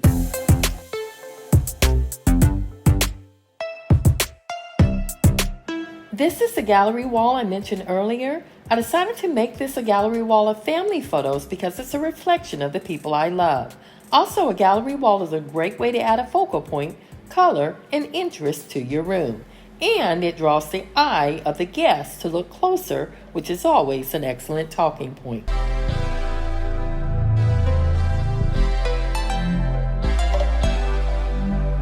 Although not shown here, I did dust the dresser with the Swiffer duster prior to using the Pledge furniture polish. And I also wiped down the drawers in front of the dresser as well. These are me and hubby's diplomas, which I love displaying because we both managed to graduate college while working full-time and raising our boys. We also worked 2 jobs at times in order to ensure we graduated without any college debt, which was very important to us. And we worked very hard to ensure our boys graduate college without any debt as well. There were a lot of long nights and stress, but getting and staying out of debt was a serious motivator.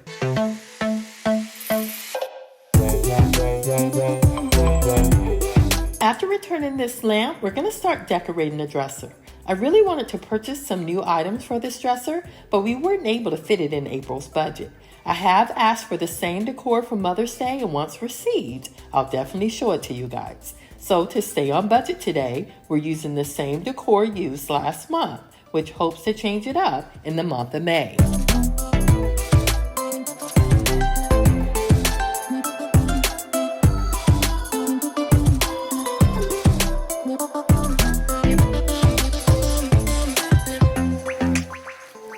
This room would not be complete without returning my youngest son's Build-A-Bear back on the bed.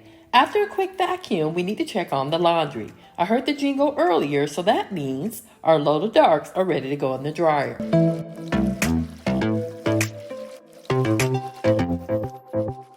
I figured since I already had the vacuum out, I might as well vacuum the catwalk. My oldest son ran the iRobot earlier, but it mostly stayed in his room, and this catwalk was pretty dirty, as well as the double staircase, which is on my list of spaces to deep clean today. But first, let's get this laundry in the dryer and prep the washer for tomorrow.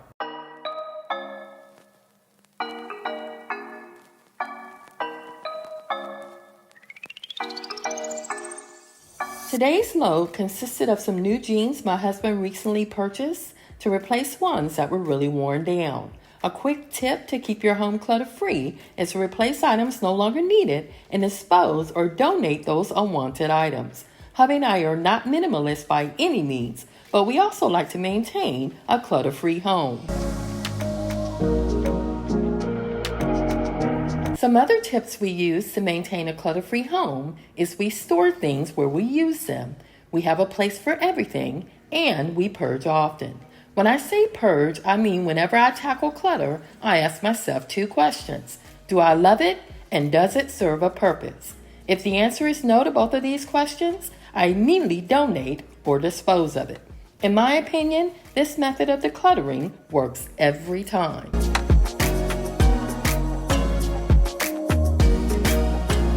This is a double staircase, so in the interest of time, my plan is to clean this top portion first, which includes the landing, and then the bottom portion later this evening.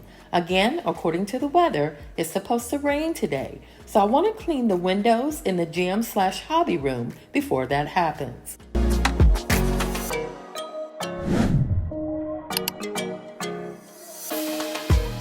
After returning this vacuum, we're going to grab a fresh microfiber cloth and a mixture of Dawn dish detergent and water in order to clean the windows in the gym/hobby room. As always, I return things to their designated space, and because of this, including some other things, is why I'm able to maintain a clean and tidy home.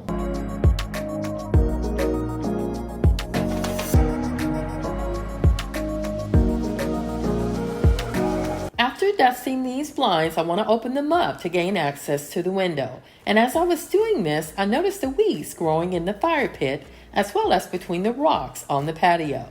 I do plan to clean and deweed the patio in the coming weeks and have the boys pull the weeds from the garden beds in the front. The builder of this home really believed in symmetry because the windows on the second floor are of the same size and shape as those below it. Also, the last time we cleaned the exterior of this window, we reinstalled the screen upside down. Anyway, I do love having all these large windows, which bring in a lot of natural light, but not so much when I have to clean up.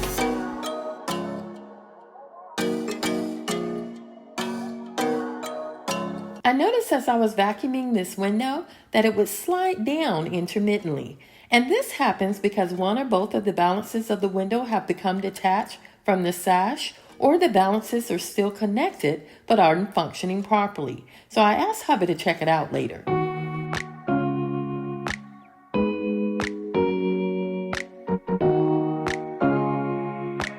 I could see the clouds moving in, so it's a good thing I'm on my last window for the day. If it does rain before I finish, I'll continue unless it becomes windy as well. These windows are somewhat protected from receiving a lot of rain because our roof has a small overhang which reduces the amount of rain hitting these windows. That's if it's not windy, of course.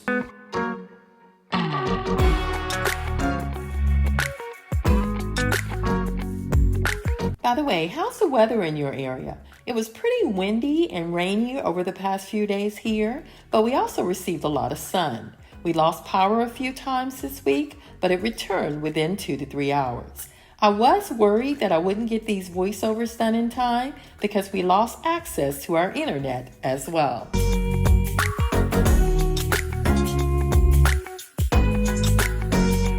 I want to spend some time cleaning this Bowflex. I quickly wiped it down a month ago, but I didn't pay special attention to the bottom bars or the floor mat. Once done, we'll dispose of the dirty water and then dust his closet, which I also call the hobby or memorabilia closet because of what it contains.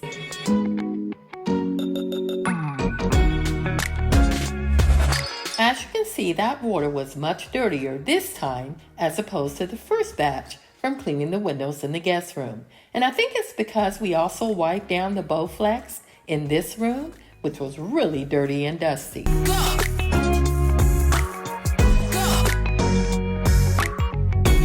I'm being really careful dusting his Hot Wheel collection.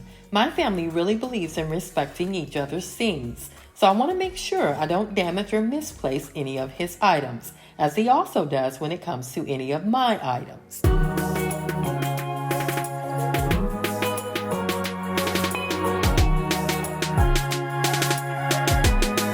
I did hear the jingle on the dryer, but I want to finish cleaning this desk and chair before unloading the dryer itself. I also decided to finish cleaning this entire room before folding and putting away the laundry.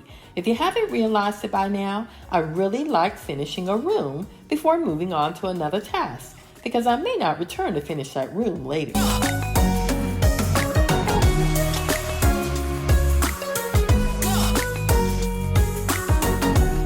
I cleaned similar to how I did a job before I retired.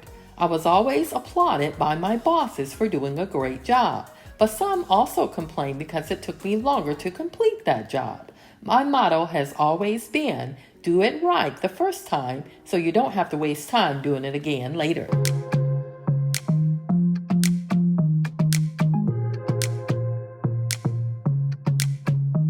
As I mentioned earlier, my plan is to empty the dryer but fold and put away the clothes later. So let's return to the gym and use the Swiffer dry sweeper to clean these floors. And once done, fold and put away our one load of laundry.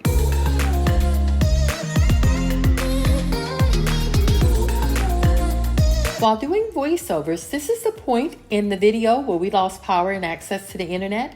I received a text from the power company with a return of power within 3 hours. I also received a text from our internet company stating the same. So believe it or not, I spent those hours actually exercising. I know, I surprised myself too.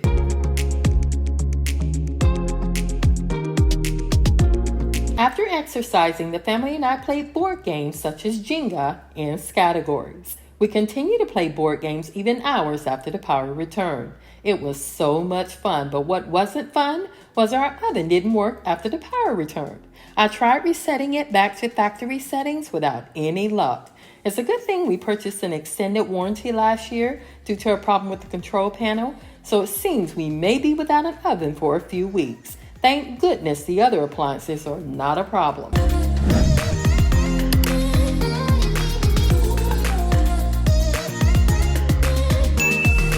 Most of these items are t-shirts and jeans, so it's not going to take long folding and putting them away. Also, since these jeans were new, I made sure to wash them in cold water to prevent shrinkage or fading. I removed the jeans while they were still damp, opting for half a drying cycle versus a full amount of time. Quick tip, it's recommended to use a mild detergent whenever you wash your denims or darks. The Gain Original is considered to be a mild detergent, and it's still effective at killing microbiological agents and germs.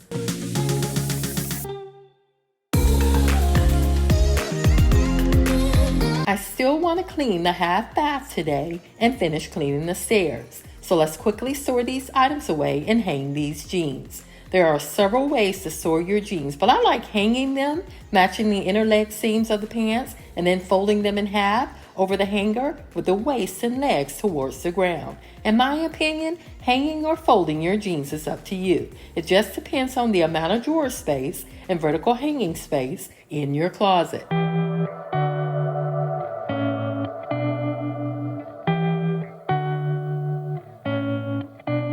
It's now time to clean this half bath. There is another bathroom on this main floor, but it's located in me and hubby's bedroom, which leave guests to use this half bath instead while downstairs. To get started, I want to remove what I can and dust first before using any cleaning products.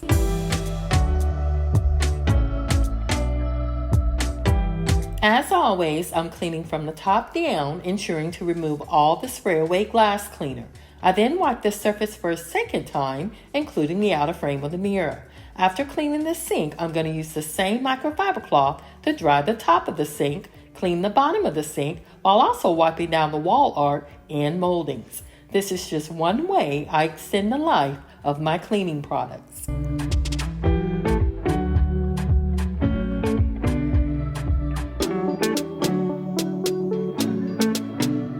I'm not afraid to use the spray away foaming glass cleaner on my porcelain sink, wall art, or moldings because spray away glass cleaner dries quickly, and by using it on multiple surfaces you can get more bang for your buck. But as you can see, I'm not spraying the product directly on the sink, wall art, or moldings, only using what was already on the microfiber cloth.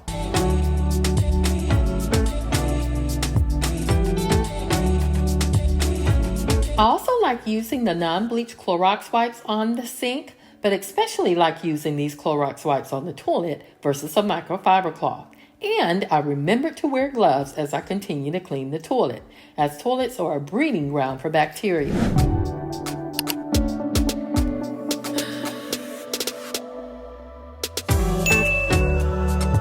It's recommended you deep clean your toilet every few days, but wipe the outside, handle, and seat at least once per day.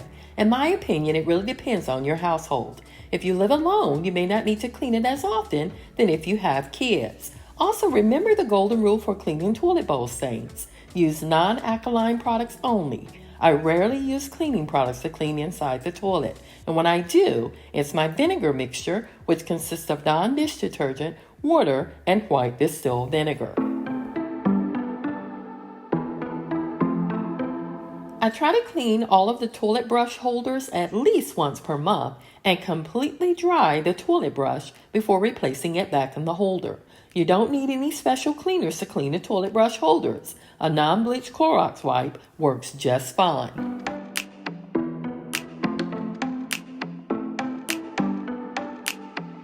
I cleaned all the moldings within our home for the month of January, so it was nice to see the Swifter was not as dirty as I thought it would be.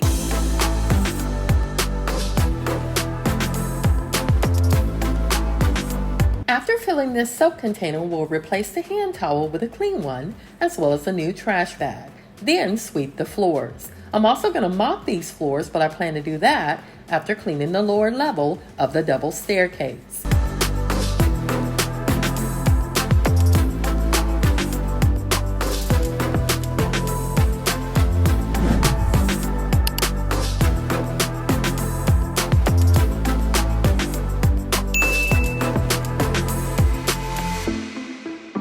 Replacing the Swifter dusters and sweeping cloths can get expensive over time, so I don't use them every day, but on a weekly basis. I tried placing a microfiber cloth over the sweeper, and after using it, I didn't like the idea of shaking the debris in the trash or outside and then washing the microfiber cloth.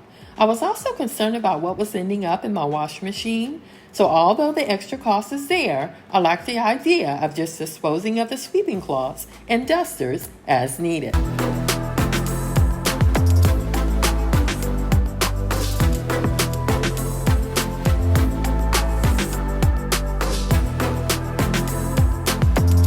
level of these stairs was just as dirty as the upper level.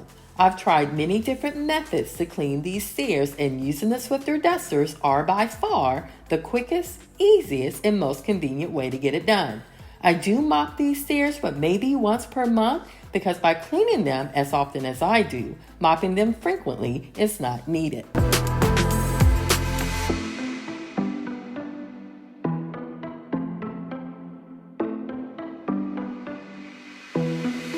While vacuuming, I remembered that I still needed to clean the lint trap. I routinely clean the dryer lint trap after removing the clothes, but I was so focused on sweeping the gym, I forgot. So once I'm done cleaning these lanterns and placing them on the stairs, we'll clean the lint trap, then mop the floors, as well as those in the half bath.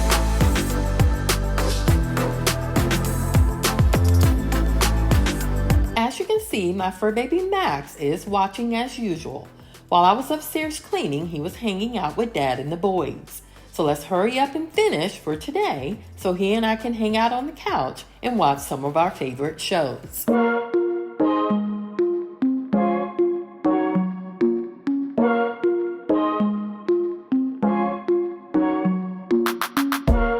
As you can see, we're starting in the half bath. I would usually start by the stairs, but again, I want to finish cleaning this room before cleaning another, an old habit that's hard to break.